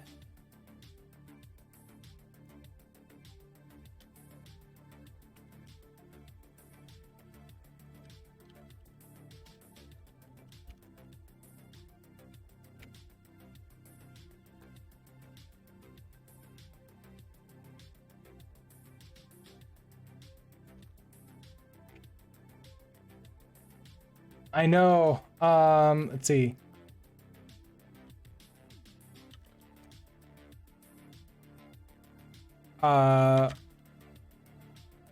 Builds. No, that's not it. Oh,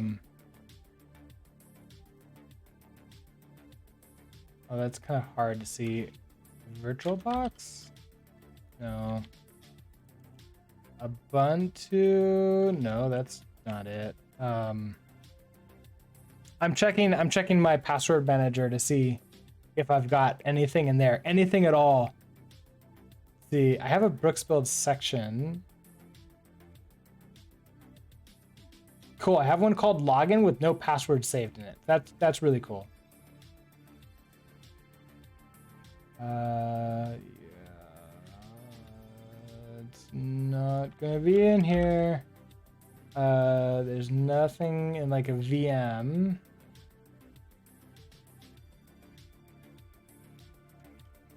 VirtualBox. Is there a so like normally you can like reboot into single user mode or whatever it's called. I don't know if I can do that.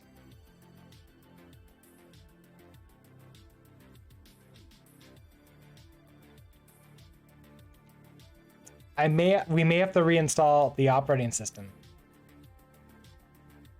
The VirtualBox manager here.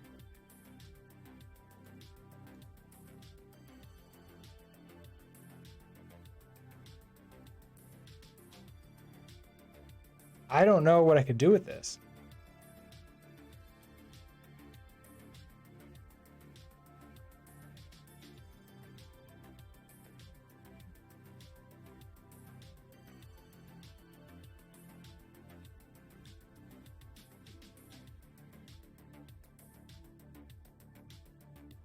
Yeah. I could Google how to like reset that, but I think that's gonna have to be an off-stream thing. You could boot up a live image and reset your password. Okay. Like I feel that I might as well just reinstall at that point in time. I need to download the live image. How do I have it boot up through there? Into that one. Yeah, I have no idea. I have no idea. Like I could maybe, let me try just a quick Google search. Virtual box Ubuntu reset password.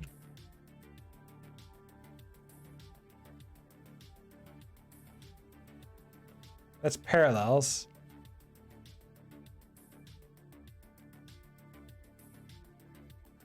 Reset a lost password.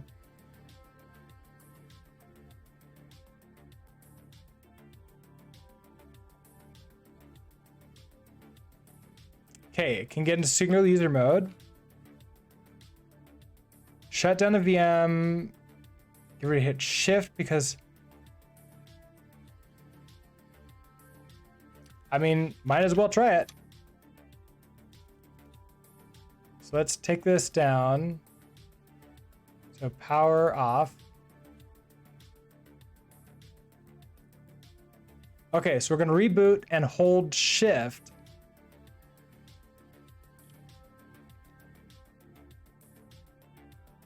Where's my... Wait, what happened to you? Where's my virtual box?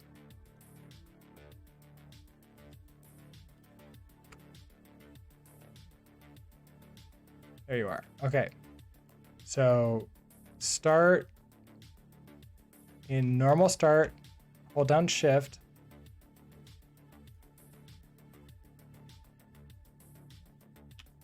Okay, here we go. Yes, I know. Capture the mouse. Okay, so. Oh, maybe not capture the mouse. Ooh. Wait, how do I stop capturing the mouse? I remember it told me how, and then I forgot. Now it's captured my keyboard and mouse. And I forget the key command to stop doing that. And I don't want to have to hard shut off my computer. That would suck. Let's see. Do any of you know the keyboard command in VirtualBox to stop capturing the mouse? I can't get that to show up because obviously I don't have a mouse in that terminal. I could do this. I guess we could just boot normally and then lets me move to the edge of the screen, which would pop up the little thing to stop capturing it. Right control. Oh, perfect. Thank you, Epic Blarg. Okay, just need to move that out of the way so I can see these instructions. So I should be in Grub, choose the advanced options. So cancel. Advanced options. I probably want 29 recovery mode. Then any of the recovery lines. Okay, so we're gonna go into recovery mode. I don't know if this is gonna show anything bad, like my IP address or something. So I'm gonna put this over into the side.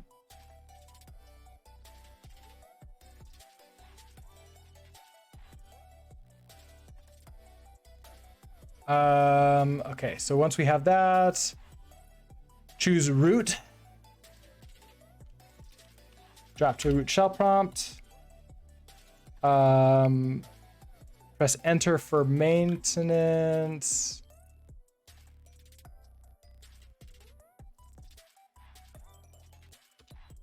Okay, so I'm now in there. We need to mount -rw -o remount / okay. Now I can reset my password. SWD. What was it? Brooks, I think. New password.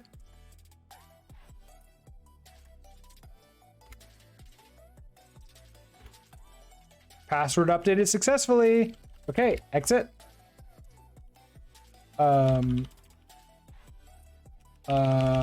Resume normal boot.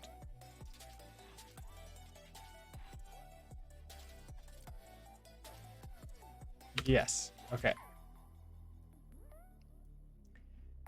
Oh, this is so much easier than how you normally do it.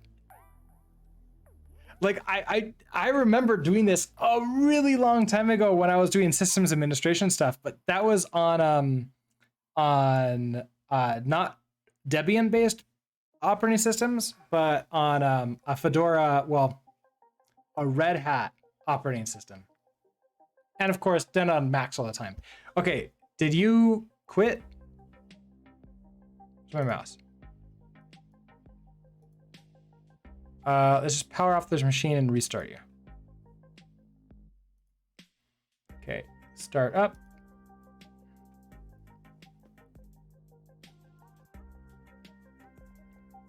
Let's see if this works now.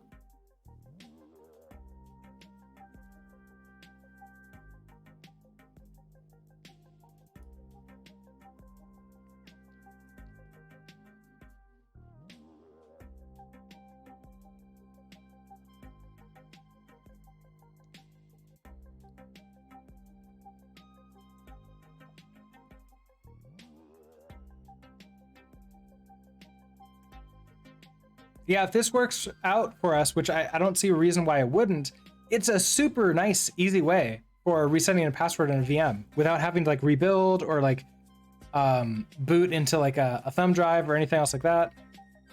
Okay, so we've got you going. Let's go ahead. Open in terminal. What is my resolution in this? This feels terrible. Can I get... I feel like the resolution in this one is actually really bad. What? Settings.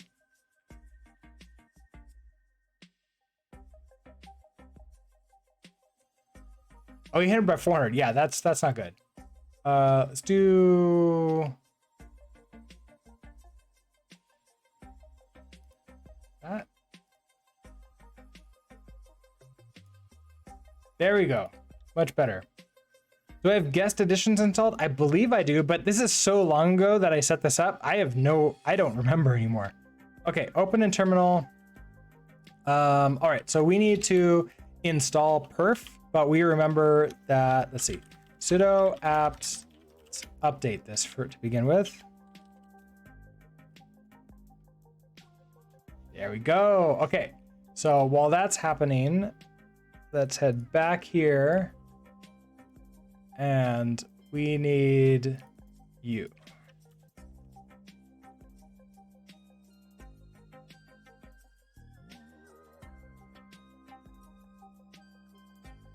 All this to get pretty graphs.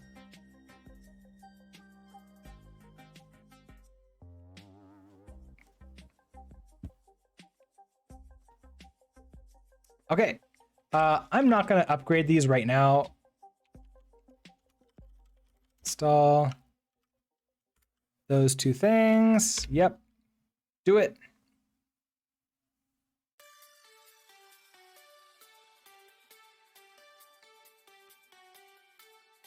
$445 packages can be updated. I'm not surprised.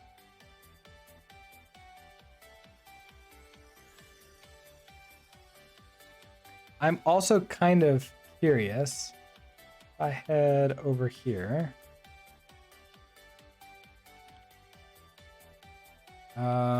What was... Oh, I don't remember what the shortcut is to like see the performance thing. Okay, so we've got that. Then we're gonna go into Asteroids again. We're gonna do our cargo flame graph.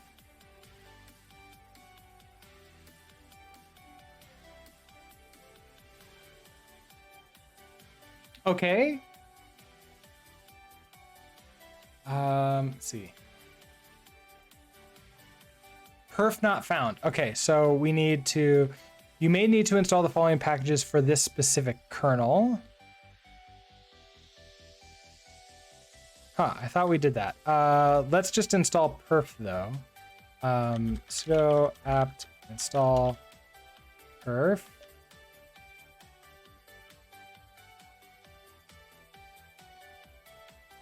I don't see a perf.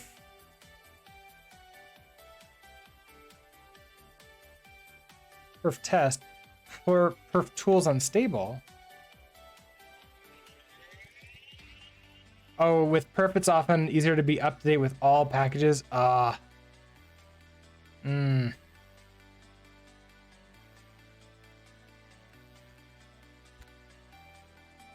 Sure. Upgrade everything.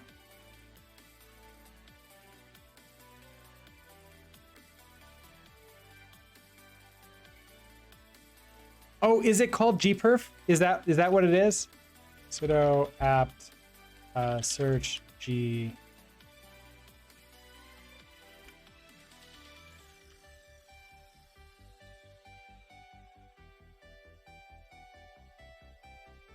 So many things with perf in the name.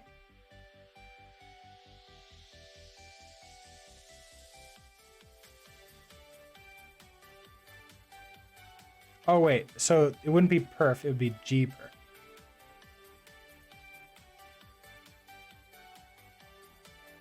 So many libraries.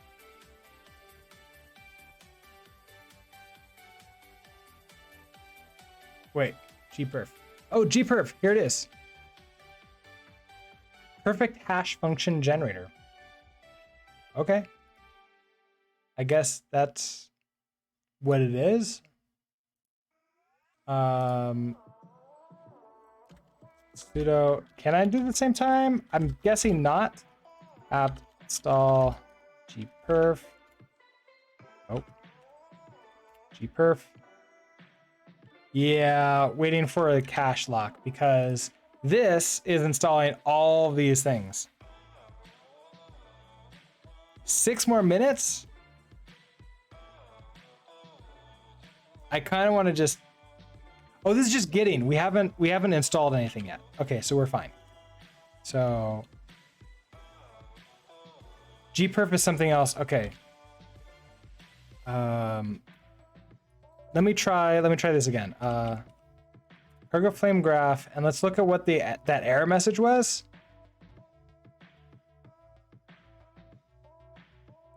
So first of all, we can add that, but okay, perf not found for kernel. You may need to install the following packages, so we can install. Let's just install all of these. So sudo apt install. Let's try you. Yes. Okay.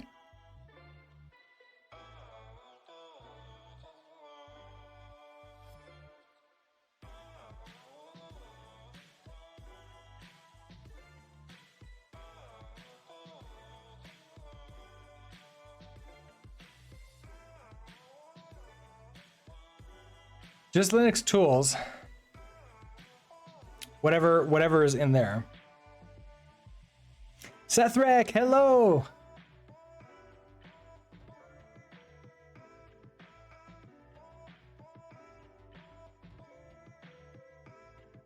Okay, let's try flame graph again.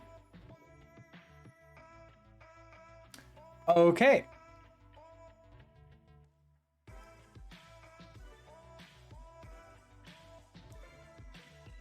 Failed, permission denied. Do I need to be root?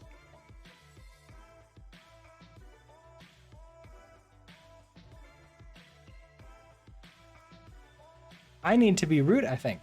So sudo cargo flame graph.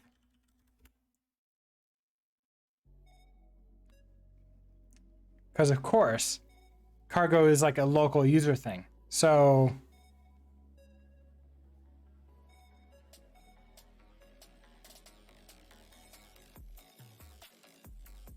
I could become Yeah, it was saying consider tweaking Proxys kernel perf event paranoid, which controls the use of. I could set it to 1.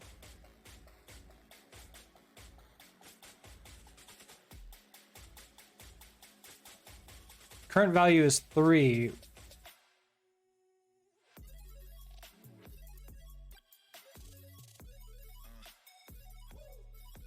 Do I need to reboot if I do this? So, oh, okay, I can just set you just for this right now. So if I do that, so VIU 3. So I want to make you, I can make you 1 or -1. I think I need to make you -1. I need to be root, don't I?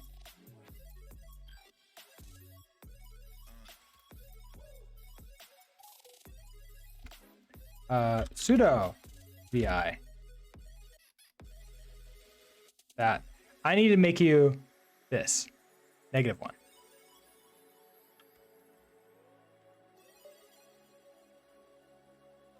Ah, stop.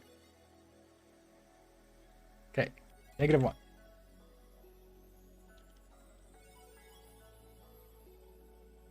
Fsync failed.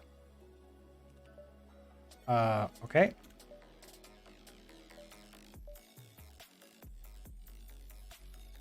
What? The file's been changed? Okay, yes.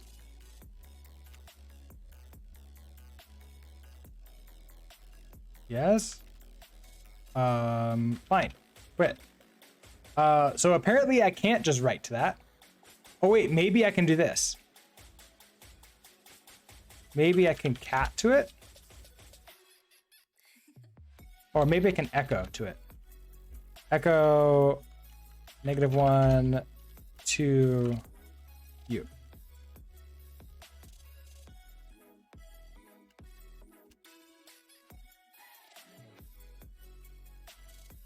Permission denied. So I can't do that even as root. Oh, okay, that's what I'm, well, okay, let's try this then. Sudo syscontrol write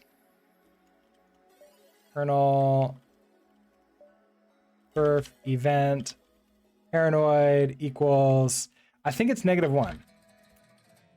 Okay, so set that to -1. All right, thank you, Epic Barg. Let's try this again.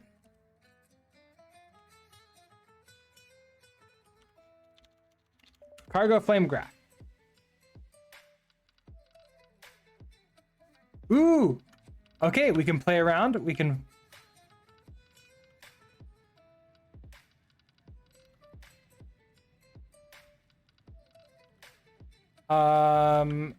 It's not pulling you in. Oh man, it's really delayed. Interesting. By doing the flame graph stuff, it's really slow compared like what it was previously. But yeah, it's bringing you in. So let's just play and see, play until we die. And see what we can get, see what we're gonna get in our flame graph. It's saving a database at the same time, probably for every frame. Which is gonna be pretty crazy.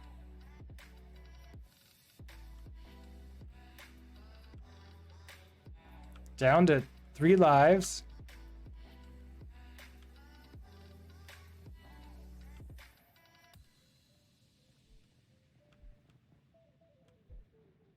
One life.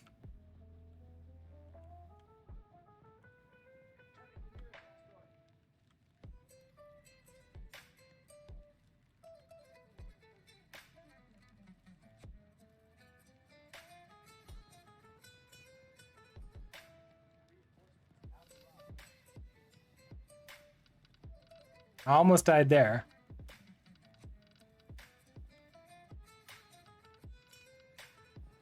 Okay, level 7. Okay, end game over. Let's go ahead and quit out. IO CPU overload. Okay.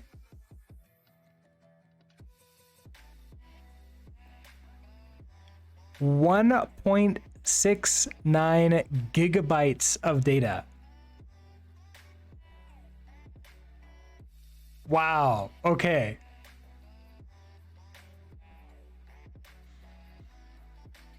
That's a lot of data. I didn't. Okay. Ooh, that did not take that long though.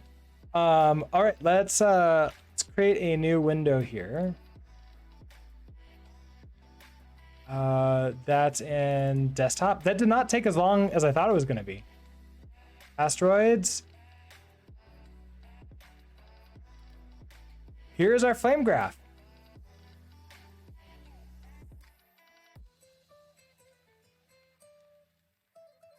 Yeah, John Who for the fat, like that is really fast parsing there.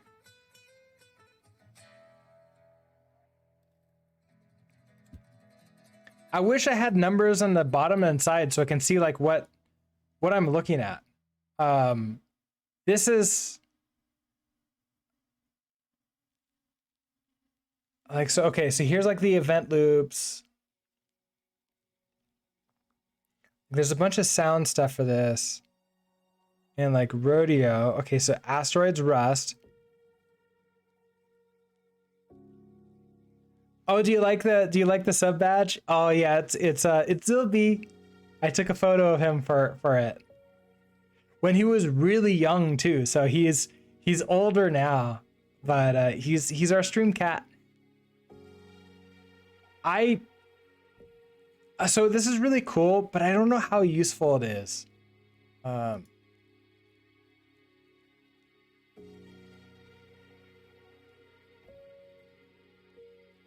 So I guess we should read more about like what I'm looking at.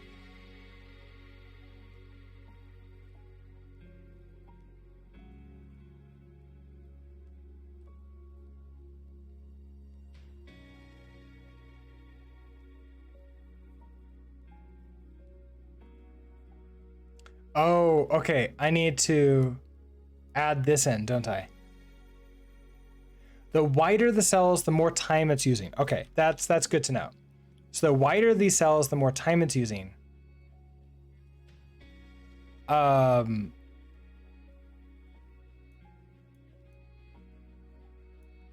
here's like the asteroids rust is my stuff.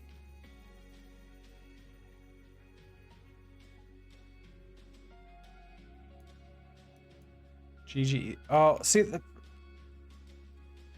I wish that it didn't remove these down to like not have names. I really want to see like all this perf data. Let's go into our cargo.toml. So vi cargo.toml, and we need to add in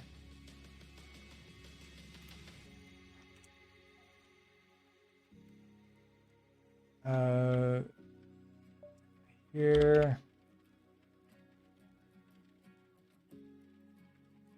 we need to add in you.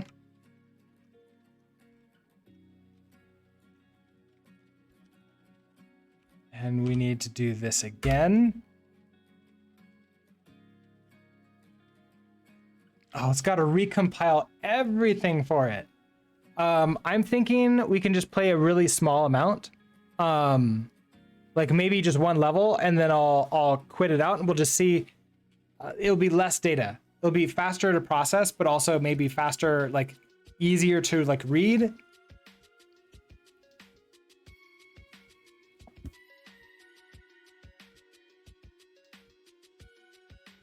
And then probably after that, I'm gonna have to take off because it's after 1 and I'm getting really hungry.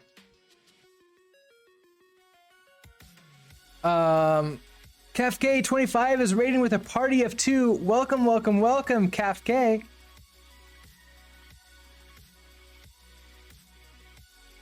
How are you doing, CafK? What were you streaming about?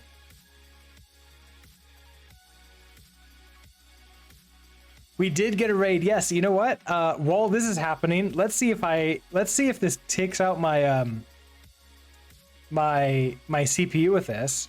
We're gonna do a cargo run release here. What could possibly go wrong with this? It'll be fine. And this is our new raid game. So welcome everybody. We're gonna play around, but oh wait, you know what? It failed. I have to do this twice sometimes. CPU in flames? Yeah, definitely. Okay, so I think now we're good. Okay, so Kafka, yeah, how was your what is it called? Stream? What were you working on? Reinforcements have arrived. Just Bati, hello. Reinforcements have arrived. KO2 fan, hello. Yes, we have new help. Reinforcements have arrived. Perkinji? Hello, welcome. Reinforcements This is have working arrived. surprisingly well for essentially running this game twice.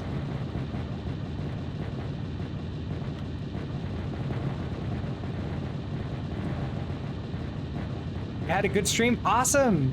What were you working on?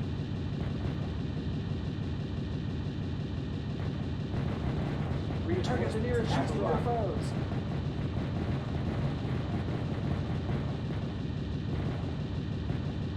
Firing randomly.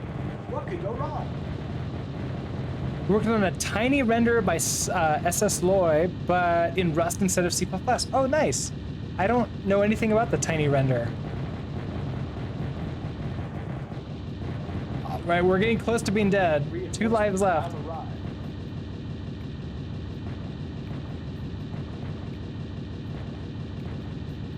Is the tiny render like a Reinforcements have does this have arrived. anything to do with like Vulkan or like displaying things to the screen? Is that what it is? Target the nearest asteroid. Target the nearest asteroid. It's quasi OpenGL. Oh, nice. Oh, last life. Oh, and there it is. We got to level 8, but with a score of What could go 3,542. wrong? I know, so many turrets. It's really nice. And somehow my Berserker bot got in there too, which is nice. Okay, anyways. We've been clearly made... You're all in here too! Oh, it's so awesome to have you in here. But I need to quit this off because we have tons of data now. That still got us 1.5 gig of data in this perf. So I am building well, as you just saw, a asteroid clone in Rust in GGEZ, and we're trying to get a flame graph of it to see where the slowdowns are, if they are any, and like any easy things that we can fix. Apparently running it twice, once in a VM and once just in normal Windows, apparently my system handled that just fine.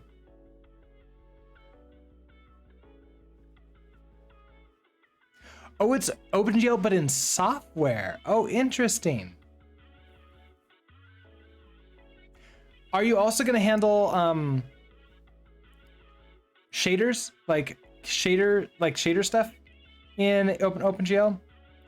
What is a WM? Like a Windows manager? That's the thing. You're at shaders right now. Oh, nice. So I've never built a shader. So I would be interested in like learning how to write a shader. Of course, from the user side, like the programmer side, not like how to interpret the shader. But it seems like you can do all sorts of cool things with shaders. I have like no idea, like I barely know how shaders work. I don't think I can even imagine how to implement a shader system. Shaders can do crazy things. It feels like if I want to increase like the number of things I have on screen, or like have them do even crazier things, then yeah. Have I watched Revision? No, I haven't. Is that a YouTube channel? This is taking longer than it did last time. I guess it's a lot more data. Well, it's not that much more data. Oh, we had to recompile for this too.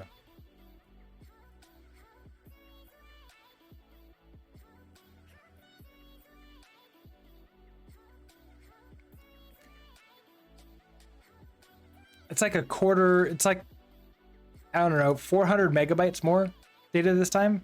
It's a lot slower now.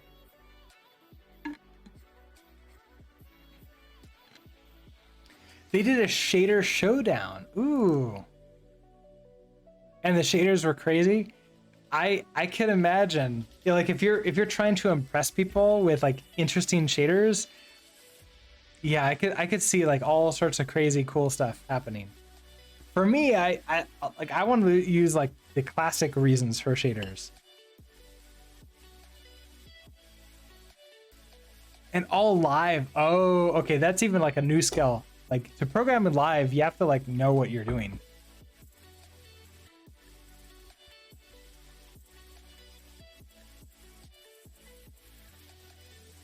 Am I like running out of data?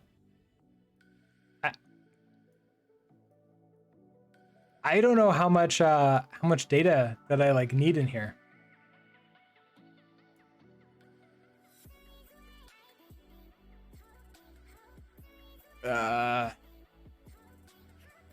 I bet like if I was to just like close the screen saying like, yeah, I'll just show a picture, like 5 seconds later it would finish.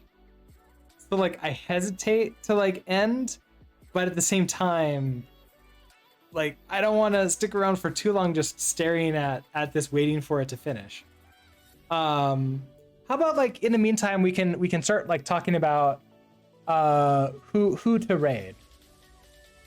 Is there anybody else in the Rust teams streaming?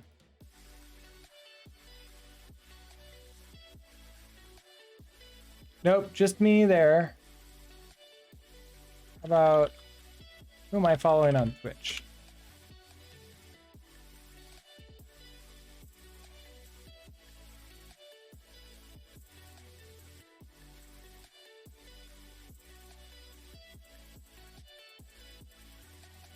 Jabolinus is, yeah, he's from Rand. Okay, hold on. You are muted. Okay, good. Ah, come back.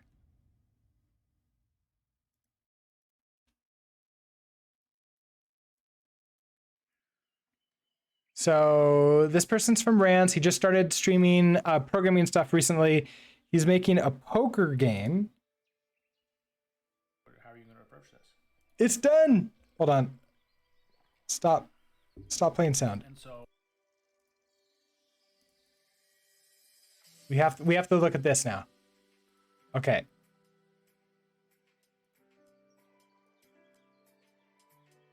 So here's my Asteroids Rust.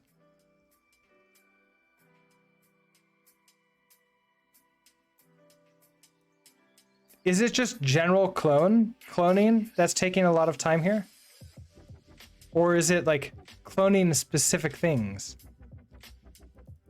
I wish that I could like zoom in and like open these up.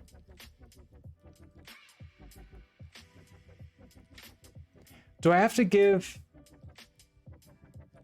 Do any of you know how to use like flame?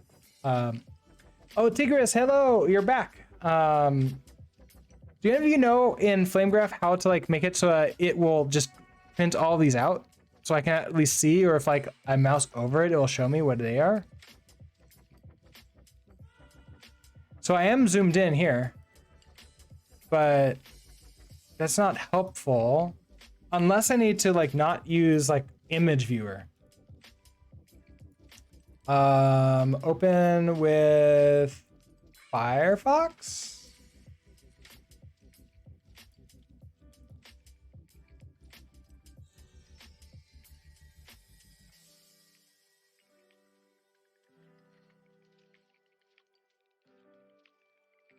Oh, okay, I can, oh, here we go. You're right. Okay, so, all right, let's go back. Oh my gosh. Come back to here. Okay, so here's Asteroids Rust. So then I'm assuming that up here is like, I'm cloning, start thread, like allocating boxes. But like here's draw functions. So our draw, so just draw itself is 4.17%. Present is pretty big. Swap buffers, flush.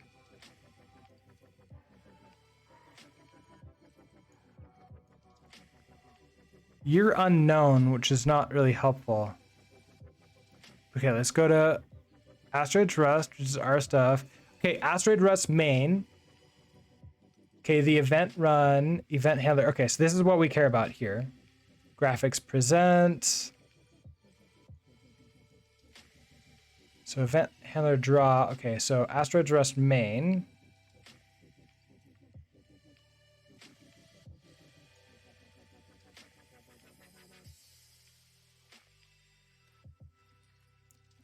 So here's our draw system. Okay, so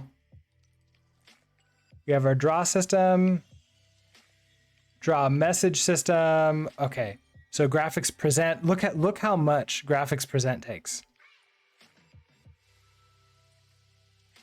from all the things that we're telling to draw.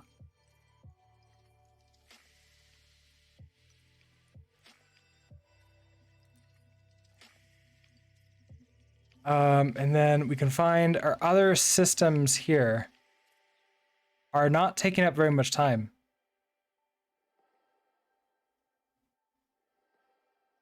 Like draw Q text, like draw the text is not very much time.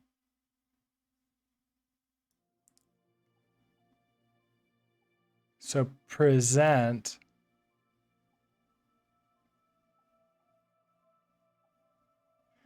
So almost everything that we do, like, okay, here's update life system is this, but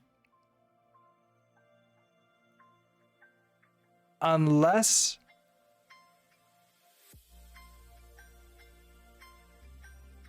so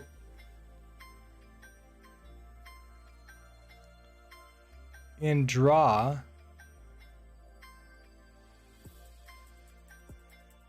is like just taken up all the time. And here's update. All of everything that we do in update is this.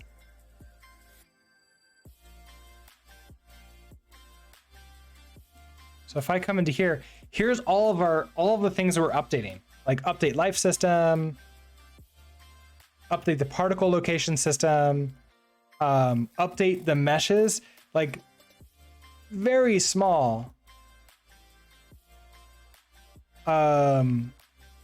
Like we have some drops in there. We have,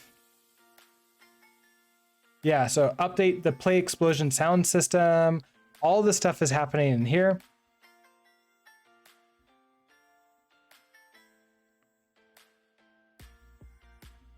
Come back to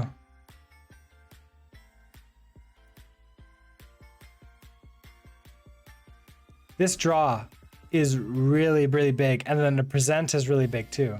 So I would say like almost nothing. We don't need to really worry about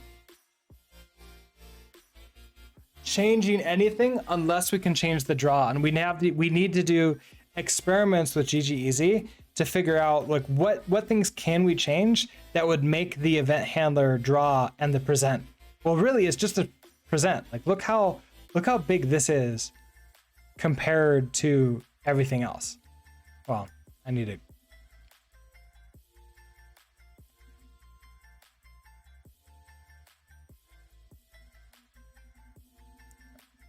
Present is here. Everything else really low. Present is, however, only 3.7% of the entire app. It's strange too. We go to all. Event run. So present is right here.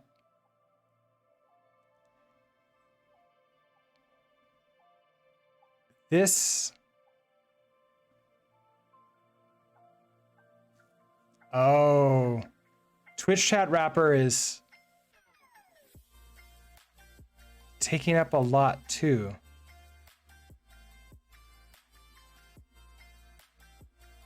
But these are in different threads.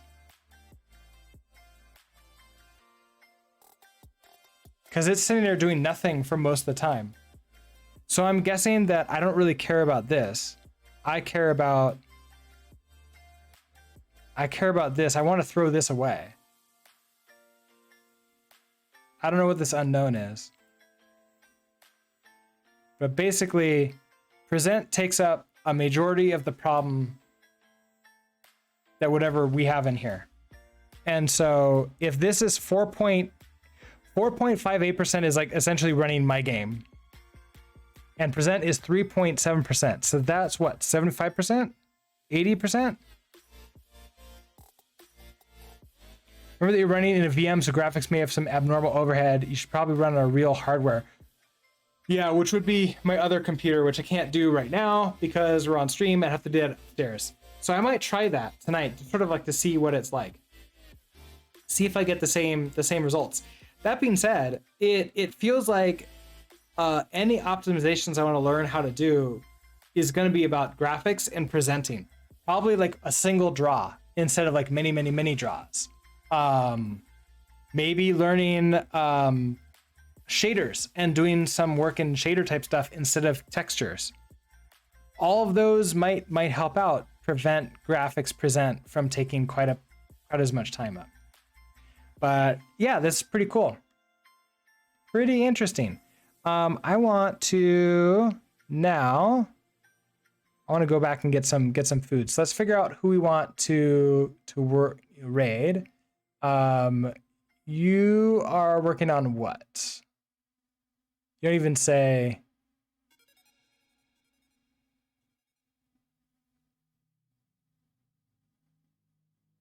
I have no idea what language he's using.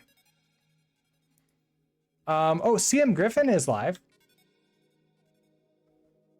Let's oh, he's using Meteor and React.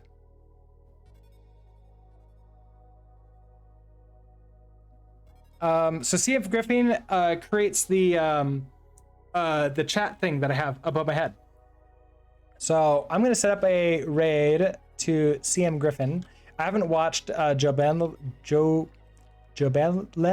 enough to like know for certain that I want to raid him. So I'm gonna set up this raid to him. Start that. Thank you everybody for stopping by and taking a look at my stream today. I'm super happy. We pretty much got done with Asteroids Rust. It's time for us to sort of like think about what our next project is going to be. I'm going to do that tonight. I will be back tomorrow morning and every weekday morning at 7 a.m. Mountain Time to work usually on Rust and interesting visualization projects. So if you really like what you saw today and you want to see more, join us that. Yes, this was a super long stream. I went a little bit over time, but it was super fun to get where we ended up getting to.